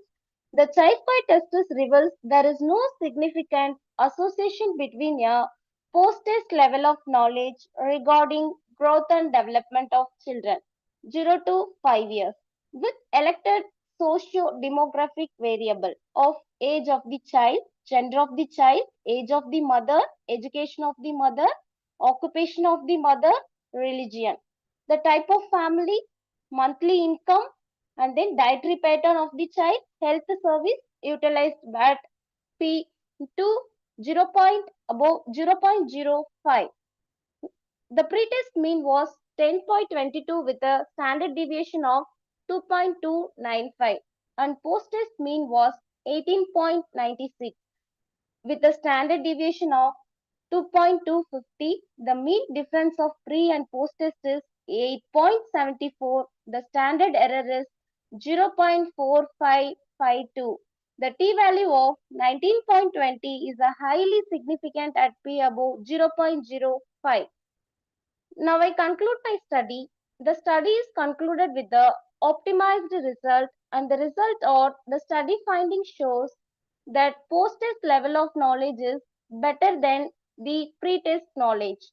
By giving the structure teaching program, hence it can be concluded that structure teaching program on Growth and development of children 0 to 5 years was effective and improving the knowledge level among the mothers of 0 to 5 years of children. Thank you.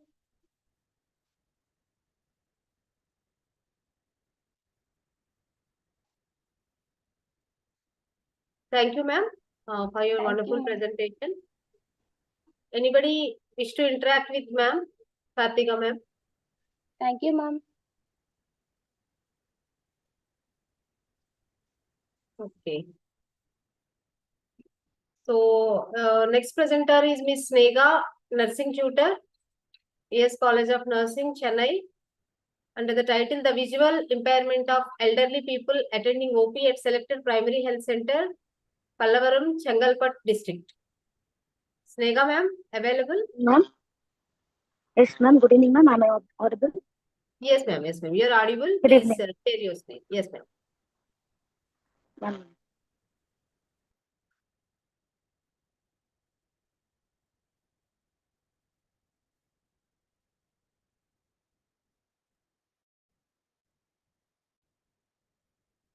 A pleasant evening for all gathered here. Myself, Neha Jagdishan, nursing tutor in ES College of Nursing. Firstly, I extend my heartfelt gratitude to our principal ma'am and VP sir, and I also convey my sincere thanks to the Sidvi Foundation for the opportunity. Today, I am going to present my topic, a study to assess the visual impairment of adults and elderly attending OP at selected primary health care. Important for a human. Why? Because vision is important because it provides direct and purposeful guides in everyone's action and aligned in individual's good.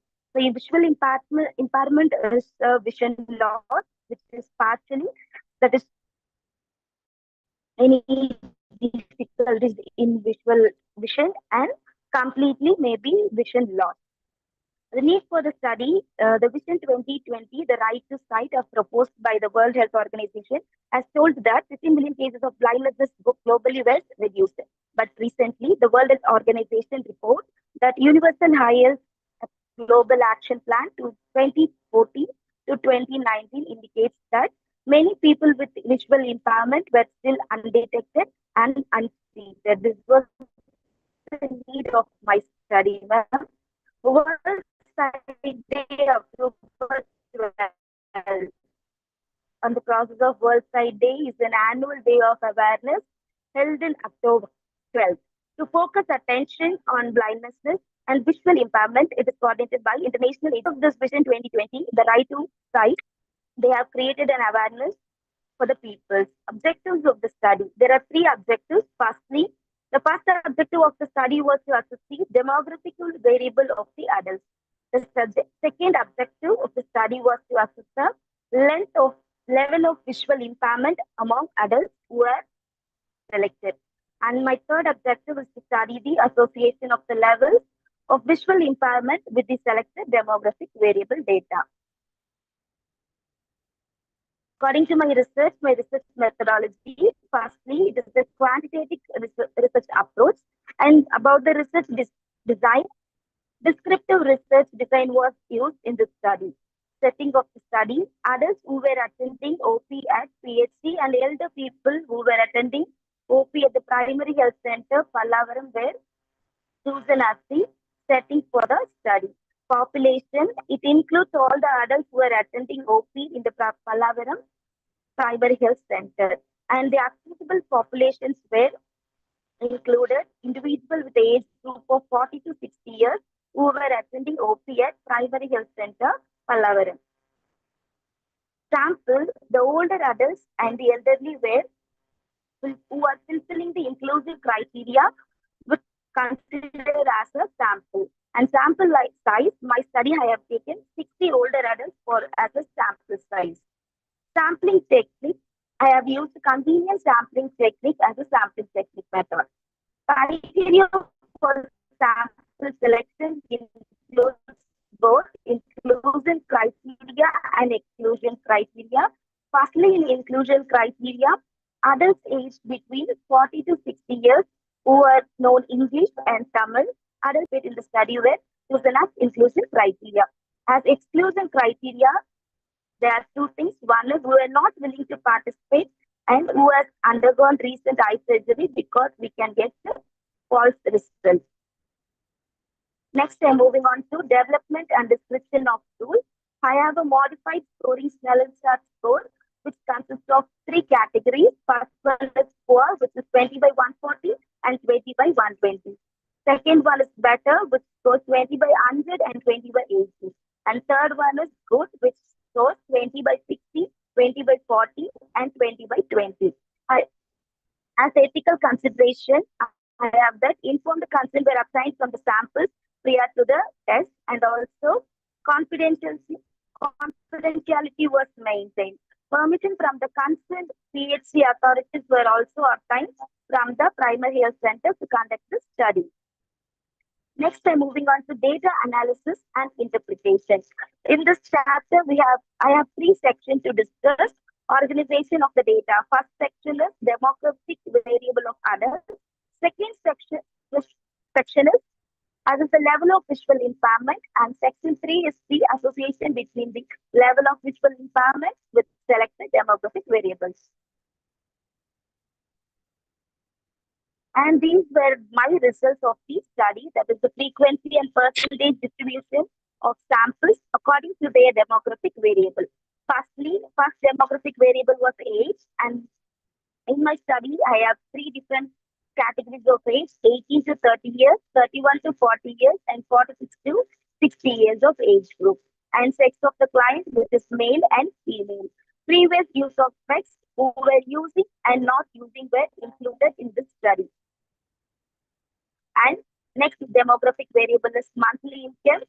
I have categorized as three things, which is 10,000 to 15,000, 16,000 to 24, and more than 25,000 of monthly income. And lastly, education qualification as a last demographic variable. First one is school education, second is graduate, and third category is illiterate. And this is the frequency and percentage distribution of samples according to their level of visual impairment. As already I have told that modified Snellen-Chart, using those Snellen-Charts, we have assessed and categorized those samples into three categories. One is poor, better, and good. In poor category, I have 14 samples, which is 23.3%. In better category, I have 17 samples, 28.3%. In good category, I have 27 samples, which is 38.4%. I'm moving on to my results of study. The level of visual impairment among older adults with selected demographic variables. In regard to age of adults, out of 60 samples, 9 were within the age of 18 to 30 years, and in the age of 31 to 40 years, 3, that is 5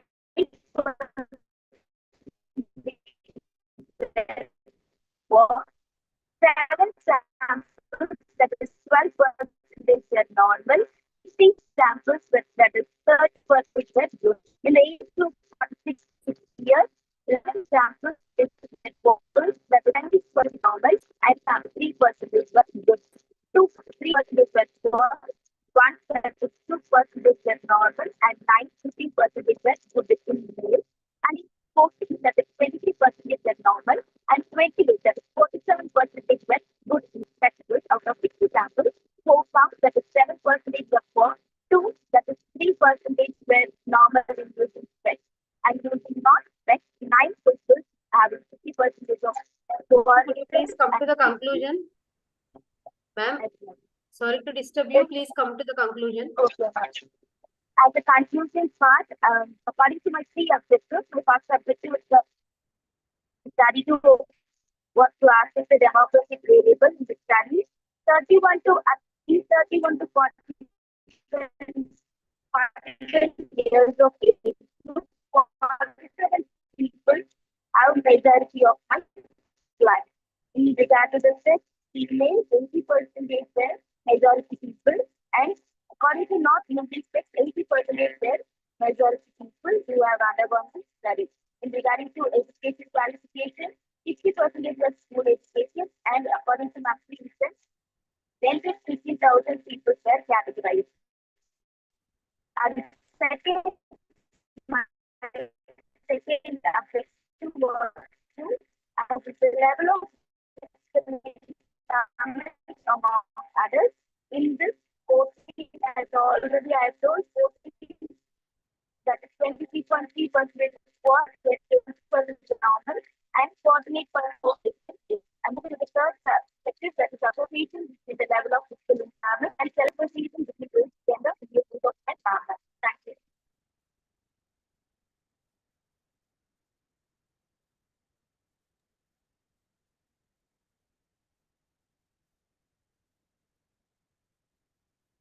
Thank you, ma'am. Now I wish to move on the next presentation P020 under the title Synthesis, Computational Study and Antifungal Evaluation of 5,2,4 dichlorophényl 3,4 fluorophenyl 1-phenyl 4,5 dihydro 1-hydropyrazole by Sandeep S. Pathade and Bapu S. Jagade, Department of Chemistry, Mahatma Gandhi Vidyamandis, Maharaja Sivajirao Gaikwad Arts, Science and Commerce College, Maharashtra, Nashik. Is Sandeep sir available?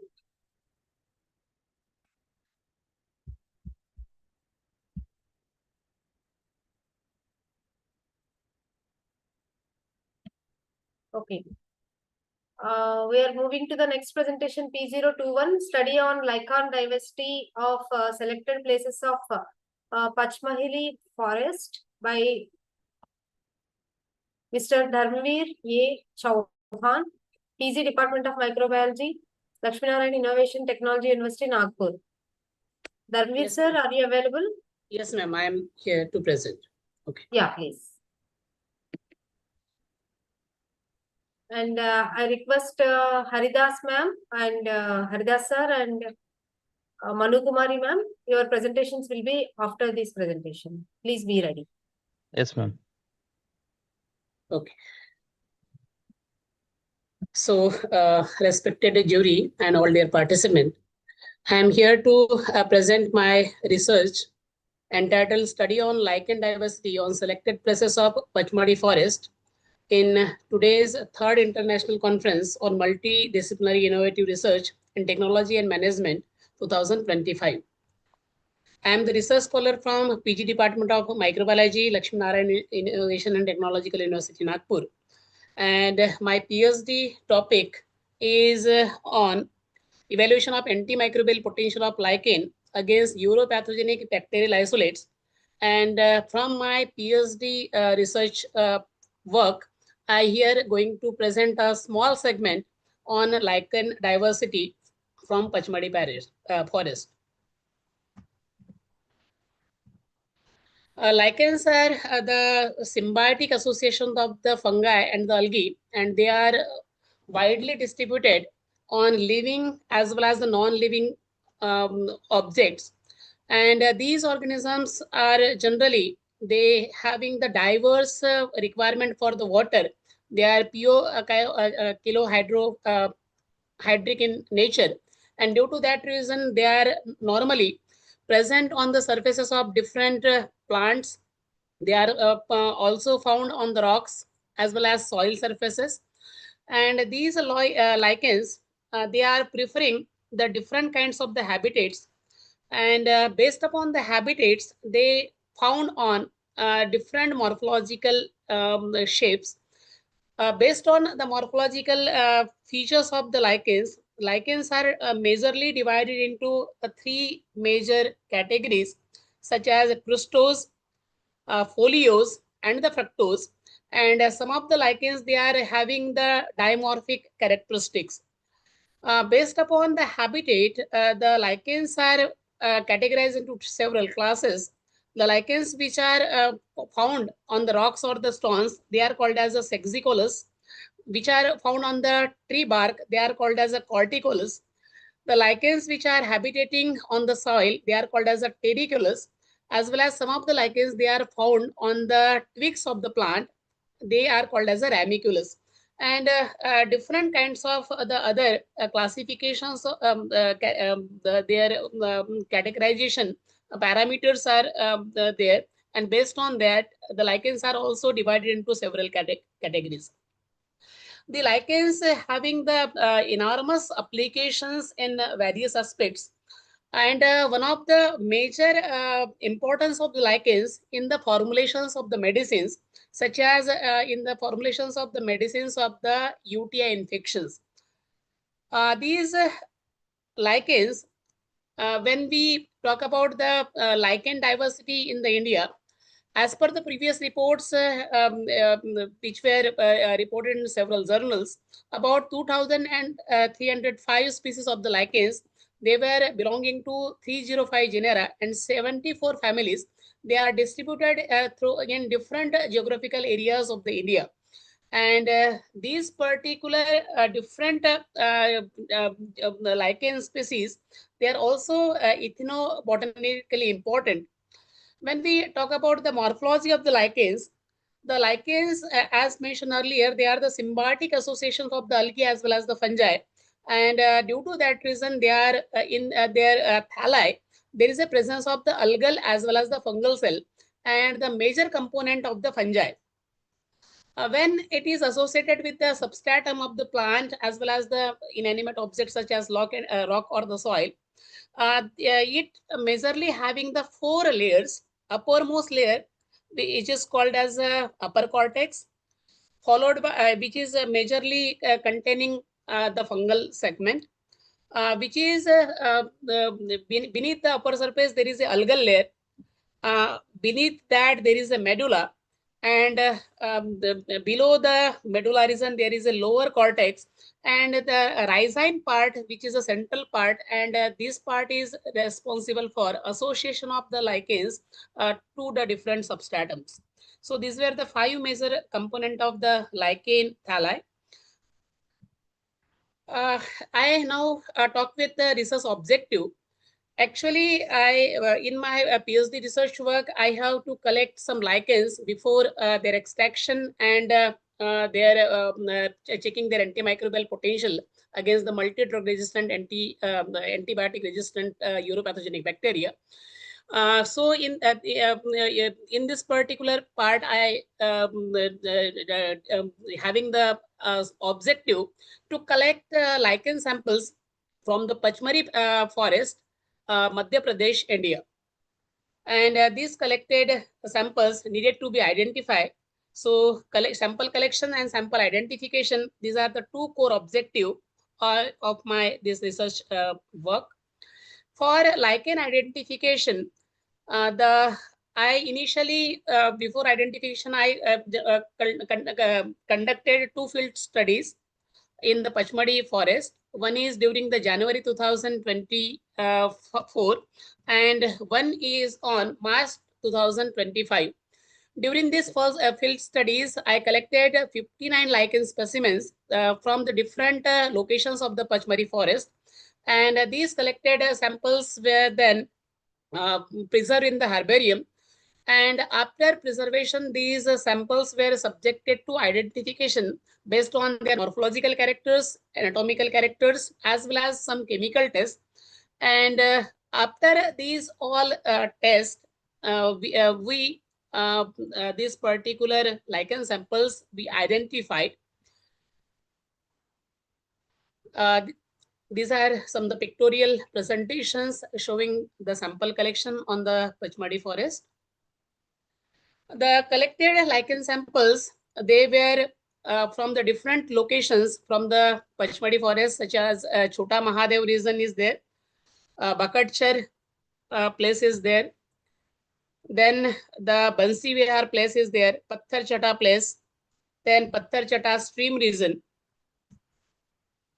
then the Ramakunda region. So these are the different places from we collect total 59 lichen specimens. These lichen specimens were collected from the different plant surfaces, as well as from the rocks, as well as from the soil surfaces.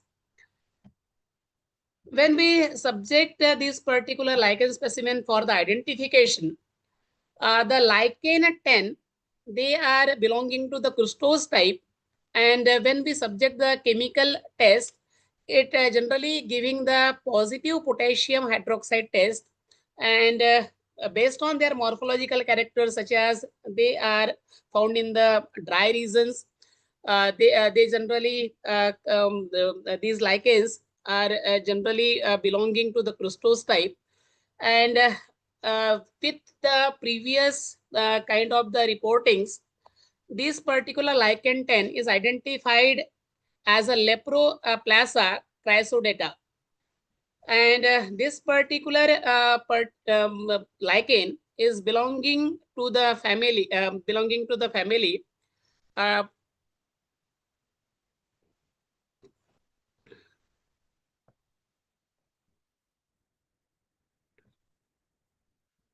Telocitaceae, and this particular lichens then preserved in the laboratory.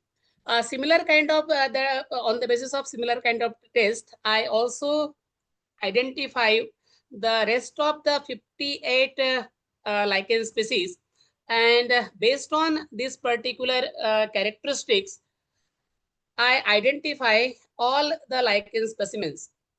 And as this particular slide showing that out of the 59 lichen specimens, the 4 lichen specimen, these were belonging to the genera Chrysothrix, 3 were belonging to the genera Pertussoria, 3 were belonging to Lecidella, and a similar kind of the reportings were given here. And on the basis of this all finding, I am here to conclude that in this particular study, I isolated the lichen specimen belonging to the 11 families, 15 genera, and out of these particular 15 genera, the major lichen which is predominant one belonging to the crustose type, 71.18% specimen belonging to the crustose type, followed by 20.33% foliose, and only 8.47% leprose. And these particular lichens, when family-wise subjected to the checking the predominance, it is found that Plactidaceae and the Parmeliaceae family, these are the two predominant families which I found in this particular studies. And the occurrence rate of these two families is 20.33% each. And the least reported family is Verruceraceae, which is having the percentage of only 1.69%. And the predominant species which is found in this particular study is Phylactis argiana. This particular species is found with the percentage occurrence of 20.33%. These all previously identified lichens, then I am further subjected to molecular characterization and HPLC testing. Their result is in a pipeline, ma'am. So I am not here going to share. And the after extract preparation, these lichens is thereafter subjected to their antimicrobial potential checking by agar well diffusion method. So here I am concluding my this research work. Any question if it is there?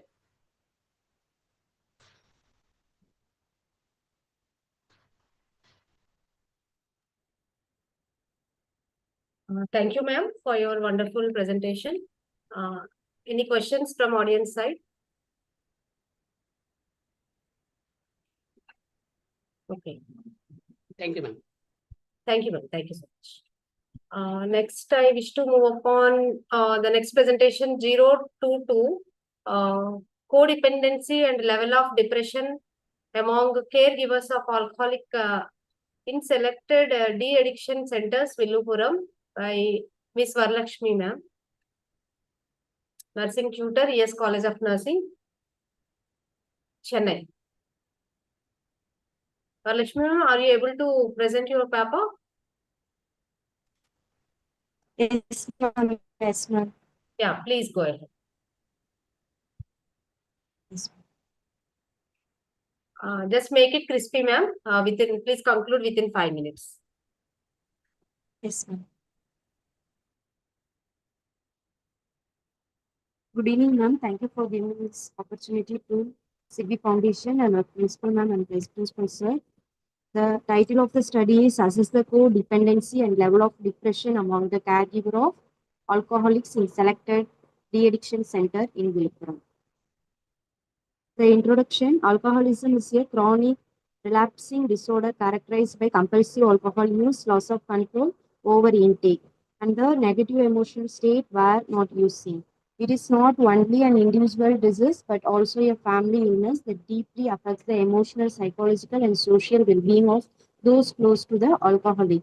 Family members, especially primary caregivers, often experience stress as they attempt to manage the unpredictable behaviors, health complication, and social consequences associated with alcohol dependence.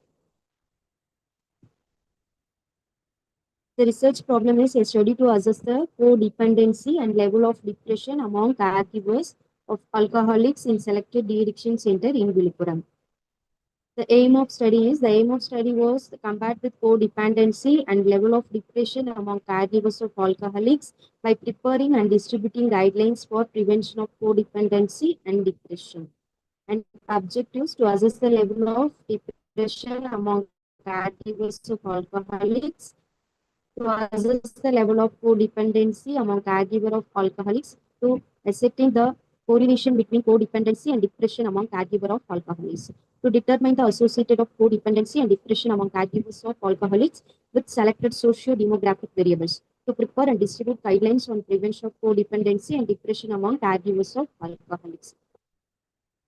In research methodology, research approach is the non-experimental research approach, and the research design is descriptive research design and setting of the studies. De-addiction center in Viluppuram. Sample: first phase of the screening was accessible population on the basis of inclusion criteria of the search study. Sample size to 12 and sampling technique is the enumerative sampling technique. And the criteria of sample selection: sample were selected based on the following inclusion and exclusion criteria. In the inclusion criteria, the participants must be the primary family caregiver and willingness to participate, and the caregiver should be above 20 to 30 years of age group. And the exclusion criteria is cognitive impairment and caregiver of multiple dependent person. And ethical consideration: a formal permission to conduct the research study was taken from GH in Viluppuram, and informed written consent was also taken from the caregivers of alcoholics, and keeping in the legal rights of the subject, and only those caregivers of alcoholics who are willing to participate were included in the study.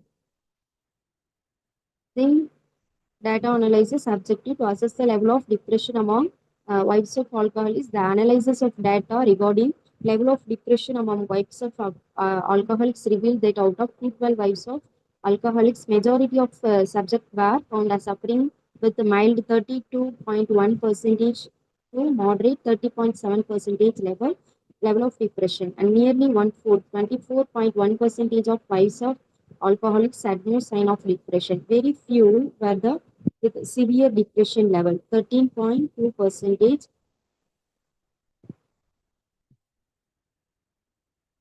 And objective to assess the level of codependency among wives of alcoholics. The analysis of data regarding level of codependency among wives of alcoholics revealed that out of 212, nearly 3/4, 72.2% of the subjects had medium level of codependency as compared to those with the high level of codependency, 20.3%.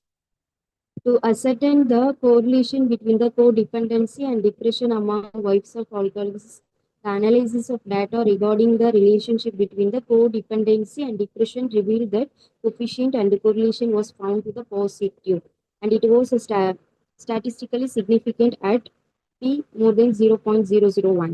The study finding is supported by the virus. And the objective: to determine the association of codependency and depression among wives of alcoholics with selected socio-demographic variables. With regard to association of codependency and depression amongst wives of alcoholics with selected socio-demographic variables such as age, educational status, occupation, and monthly income and monthly family income, number of years of marriage, number of years of alcohol dependence of partner, and de-addiction treatment of partner. And the last result is according to age, the majority of caregivers of alcoholics, 28.3% were in age group 25 to 29 years. Regarding education, most of the caregivers of alcoholics, 34.0% were educated up to 10th class. Majority of caregivers of alcoholics were 42.9% homemakers. As per type of family, majority 61.8% of caregivers of alcoholics were from nuclear family. As per number of years of marriage, majority 35.4% of the caregivers had been married for 6 to 10 years. As per number of years of alcohol dependence of partner, majority 57.1% of husbands were consuming alcohol from 2 to 9 years. In context, de-addiction treatment of partner for alcohol, majority 59.4 were previously treated. According to frequency of treatment, equal number of 40.6% were in group who received no treatment and who received treatment for once. The conclusion is study assessing codependency and depression among caregivers of alcoholics in the addiction center in Viluppuram would likely conclude that there is high prevalence of both codependency and depression among these caregivers and significant positive correlation exists between two conditions. Thank you, ma'am.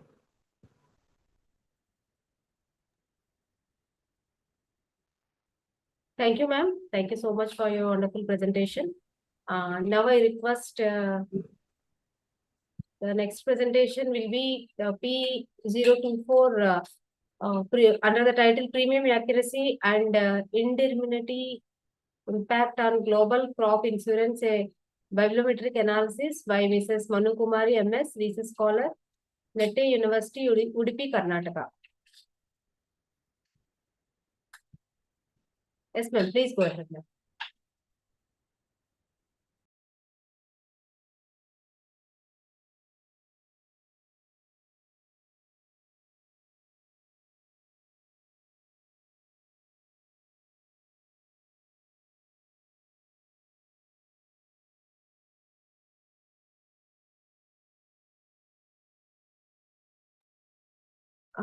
Mrs. Manu Kumari, ma'am, your voice is not audible, ma'am.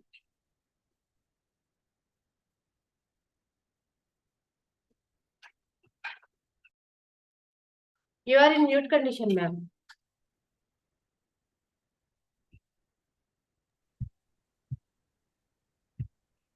Yes, ma'am. Please go ahead, ma'am.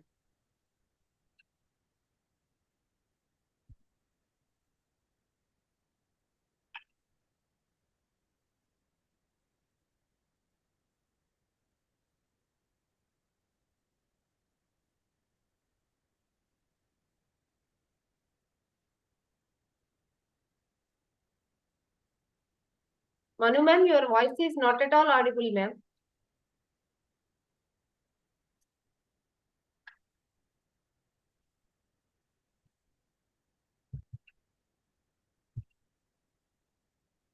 I request Haridas sir, are you able to present? Meanwhile, Manu ma'am can resolve her issues.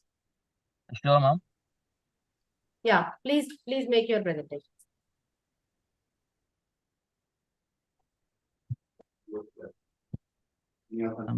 Second.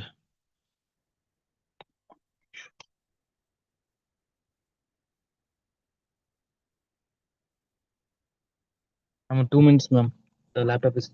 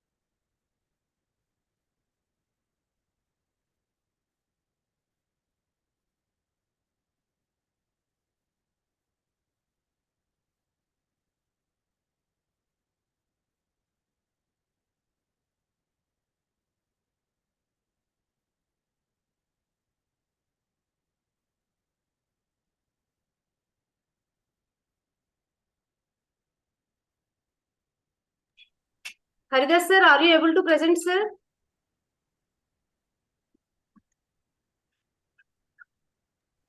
Ma'am, 1 minute, ma'am.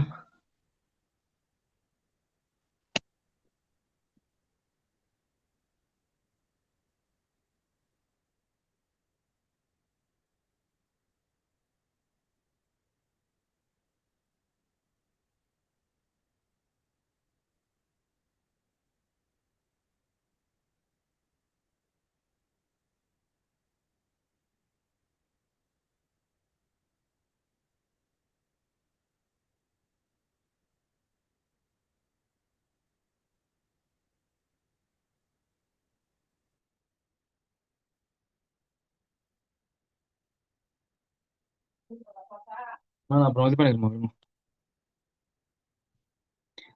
அப்புறம்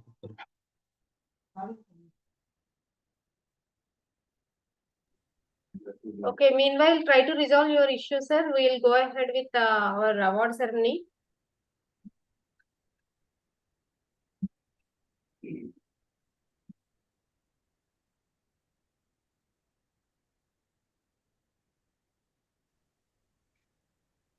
Anybody, please let me know whether my screen is visible. Yes, ma'am. Visible, ma'am. Yes, sir. Thank you.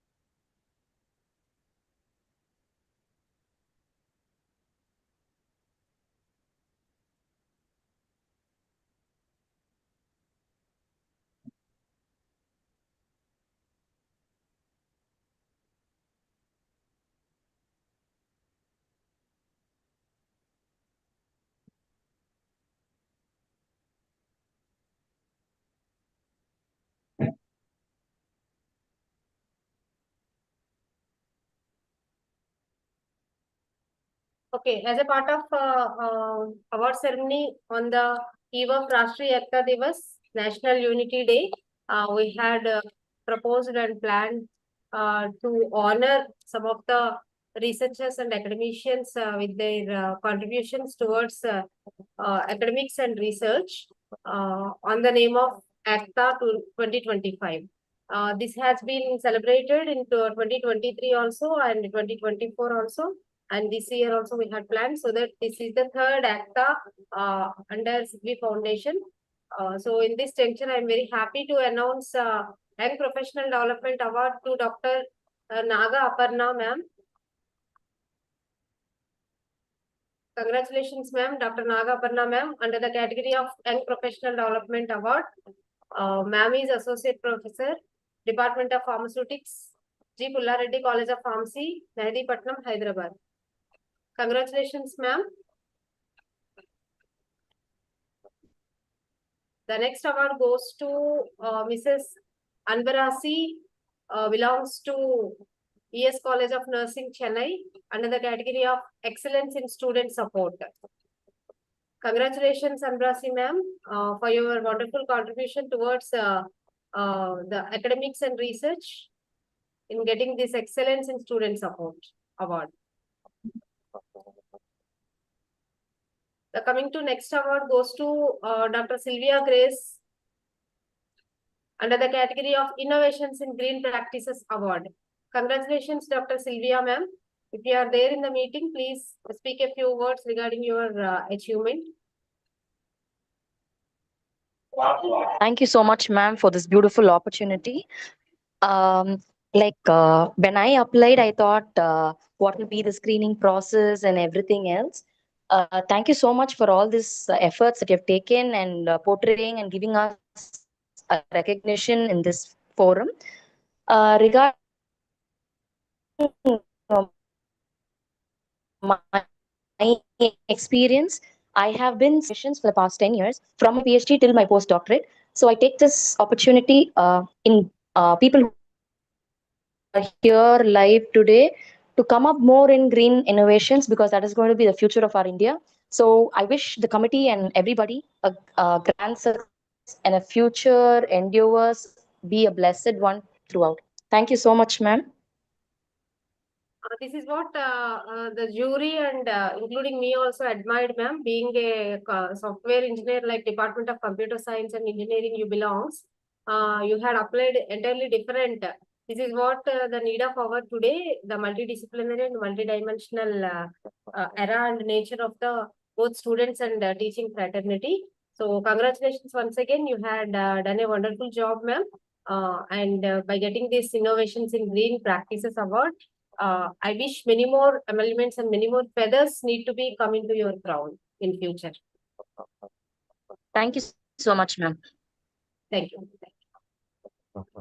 And the next award goes to Miss C. Anjali, Assistant Professor, ES College of Nursing, Chennai, under the category of Best Mentor Award.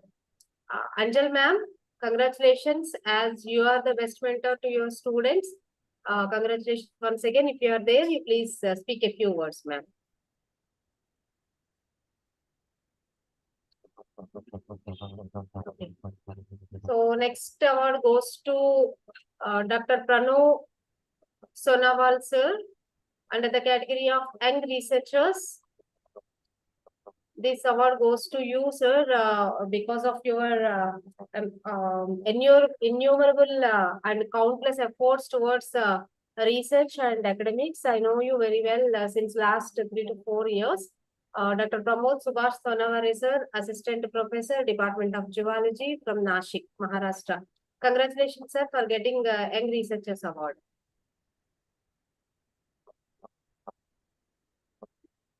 The next award goes to the same category Young Researcher Award to Mr. B. Kartiga, Nursing Tutor, ES College of Nursing, Vilu, Chennai.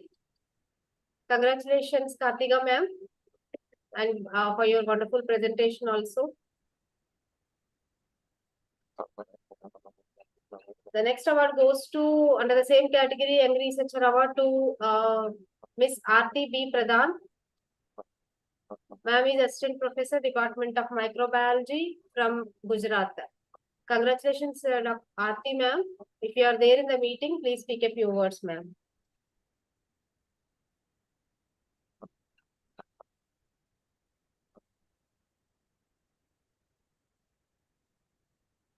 The last award, but not least, for this today's third international conference and award ceremony goes to Mr. Haridas V, under the category of Research Excellence Award. Congratulations, Haridas sir, for getting this award. Sir belongs to ES College of Nursing, Associate Professor, Chennai. Congratulations, Haridas sir. Thank you, ma'am. Thank you so much, ma'am. So it's my pleasure to announce all these awards, which can add some more colors to your CV and API also. So this is what we. Can I do my presentation, ma'am? Sir, could you please conclude within 5 minutes? Yes, ma'am. Sure, ma'am. Yeah, please, sir, please. Yes, ma'am.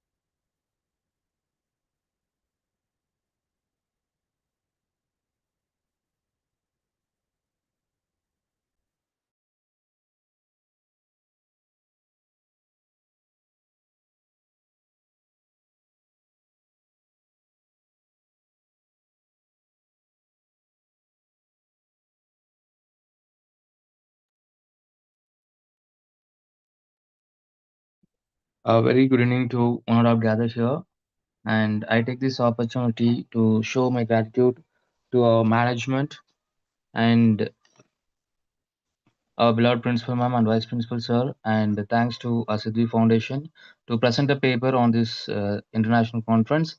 Myself, Haridas, associate professor working at AS College of Nursing. My topic is a study to assess the level of knowledge and practice regarding junk food consumption and its effects among school-going children in selected school at Villupuram. Ma'am, next, ma'am. So today's children are future generation of our nation. Many of the children are likes to eat junk food more than the older individuals, but they don't know the ill effects and harmful effects of the junk foods in their health. Junk foods are refers to fast food which is easy to make and easy to consume. They are low in nutritive value and have only fat. It causing ill effects among the consumers. The junk food contains high level of refined sugar and white flour, polyunsaturated fat, and additives such as monosodium glucamates, and lack in protein, vitamin, and fibers.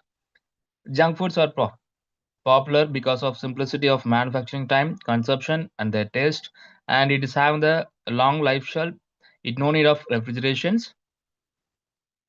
So, need for the study. There is an urgent need to educate the community on the aspects of healthy food habits and desired lifestyle to prevent the overweight and obesity and its associated ill effects among the children. So, as per the National Health and Nutritional Examination Survey reported that 13% of children were taking junk foods as the total day of the energy intake instead of their healthy food. So unhealthy food pose a serious risk factors in their developmental of obesity and associated chronic disease like diabetes mellitus, DM, mental illness, and cancers. According to WHO, the global burden of the disease in the year of 2020 to 21, the diet is playing a major role. The high polysaccharide acids, which are affects 14.2 million of children's health, and out of that, 645 people were died. And the same year, the diet which have high sugar sweetened beverage or affect 6.31 millions of adolescents health and 2 lakh 42,000 were died. So as per the diet, that high polysaturated fatty acid is playing the seventh leading dietary risk factors, and sugar sweetened beverages are leading a ninth leading factors to attribute the disabilities and among the children and adolescents. So the next one. The objectives, the main objective is to identify the level of knowledge and practice regarding junk food consumptions and its effects among school-going children, to associate the level of knowledge and practice on junk food consumption and its effects among school-going children with the selected demographic variable. So, as per the methodology, I have descriptive research design was adapted to the study. The study was conducted in the selected school at Villupuram.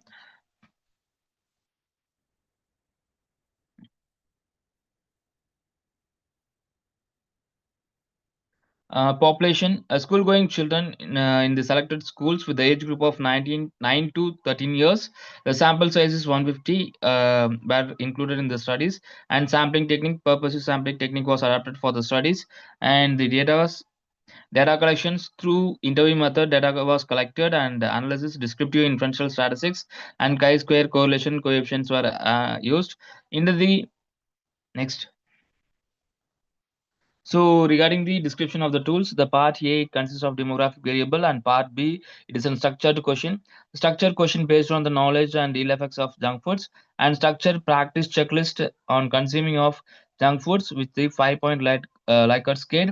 The answers was obtained, and as for that the result shows that only 8 people, that is 5% of people, is have adequate knowledge regarding the consumption and ill effects of the junk foods, and 26 percentage, that is 39 people, will having the moderate knowledge, and 69 percentage of the people, that is 103 members, have having inadequate knowledge. It is a serious note that that is we are having inadequate knowledge, and regarding the practice, only 39 percentage of the children is having the healthy food practice, and remaining 61 percentage of the people were having the unhealthy food practices. It shows that next one.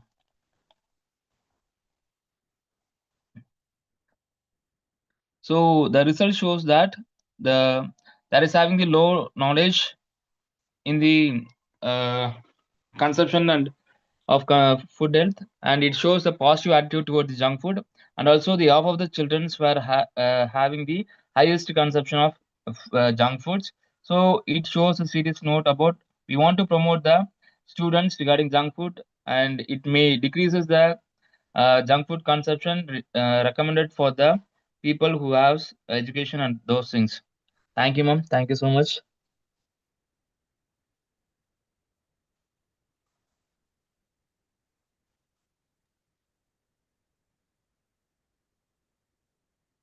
Thank you, Haridas sir. Thank you, ma'am.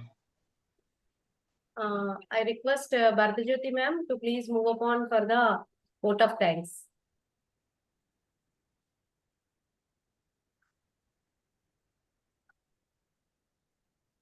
Dr. Bharatjyoti ma'am, are you there?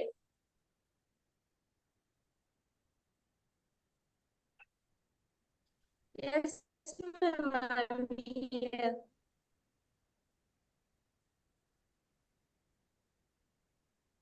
Is my Ma'am, your voice is not audible, ma'am? audible.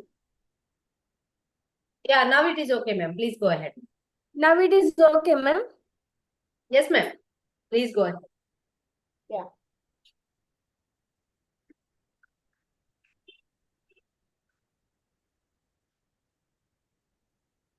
Two minutes ఉంటే అయిపోతుంది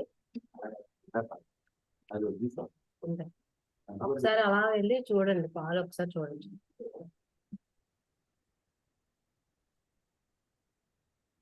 Good evening to everyone. As we are celebrating Sardar Vallabhbhai Patel's 150th birth anniversary, and on this occasion, we are also celebrated this festival and we organized this third international conference on multidisciplinary innovative research in technology and management 2025, that is ICMIRTM 2025, and the International Award Ceremony EKTA 2025. It is indeed a great honor and privilege to extend the vote of thanks on behalf of the entire organizing committee of distinguished guests and chief guests. Especially, our special thanks to Professor A. Srinivasarao Garu, Bethesda, and Dr. Dixon Adams sir from Ghana, and Dr. Rania Lampo, STEM instructor and researcher, Greek Ministry of Education, Greece, and Professor Jaladi Ravi, Head, Department of Commerce, Management Studies, Andhra University, Visakhapatnam, Mr. Nagababu Abbaraju, Director, Weko Labs Private Limited, Hyderabad, President, SSRD, Sidvi Foundation, and our esteemed guest and guest of honor, Dr. Vikas Kumar, Senior Scientist, Agricultural Economics, ICOR, Indian Agricultural Statistics Research Institute, DPS Marg, New Delhi, Dr. Jayarajan sir, Gauhati, Assam, Dr. Binamol, and our special thanks indeed, the guests of honor, Sheikh Munwar, Professor HOD, GP Pharmacy College, Chinnamuttu, Dr. Kaustubh Kumar Shukla, Dronacharya Group of Institutes, Great Noida, Uttar Pradesh. A special acknowledgement is reserved for our ICMIRTM 2025 Conference Director, Dr. Aruna Nakela, for her exceptional leadership, vision, and tireless efforts in organizing this conference, third international conference and award ceremony. Your dedication and meticulous planning have made this event a grand success. Finally, I would like to thank all the speakers, delegates, and participants for their active involvement, thought-provoking questions, and valuable feedback. It is your enthusiasm that has made a vibrant and impactful platform. Let us carry forward the knowledge we have gained and the collaborations we have formed to make a meaningful contributions in our respective fields. Thank you all once again. With gratitude, Dr. Bharatjyoti from the Department of Zoology, Maristella College. Thank you very much, ma'am, for giving me this opportunity. Thank you, ma'am. I should say thanks to you because you had conveyed your heartfelt thanks to all of us. And you are the icon of our conferences, as it is become a habit for me to make you as a vote of thanks and as a any co-chair or chair in every of our events, ma'am. Thank you so much for extending your support and cooperation all the time. And I request all of the participants, please Thank you very stand much, for. ma'am. Thank you. If possible, please switch on your videos and stand before your systems for making our national anthem.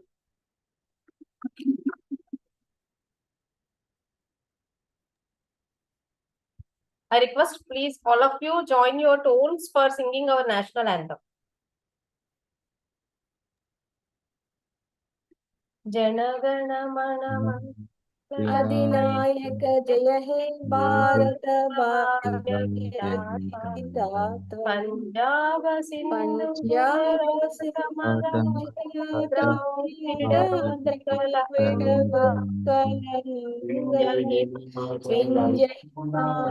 Yamuna उच्चल जल तरंगा तब शुभ नामे जाहि तव शुभ समाधि गाहे तव जनगण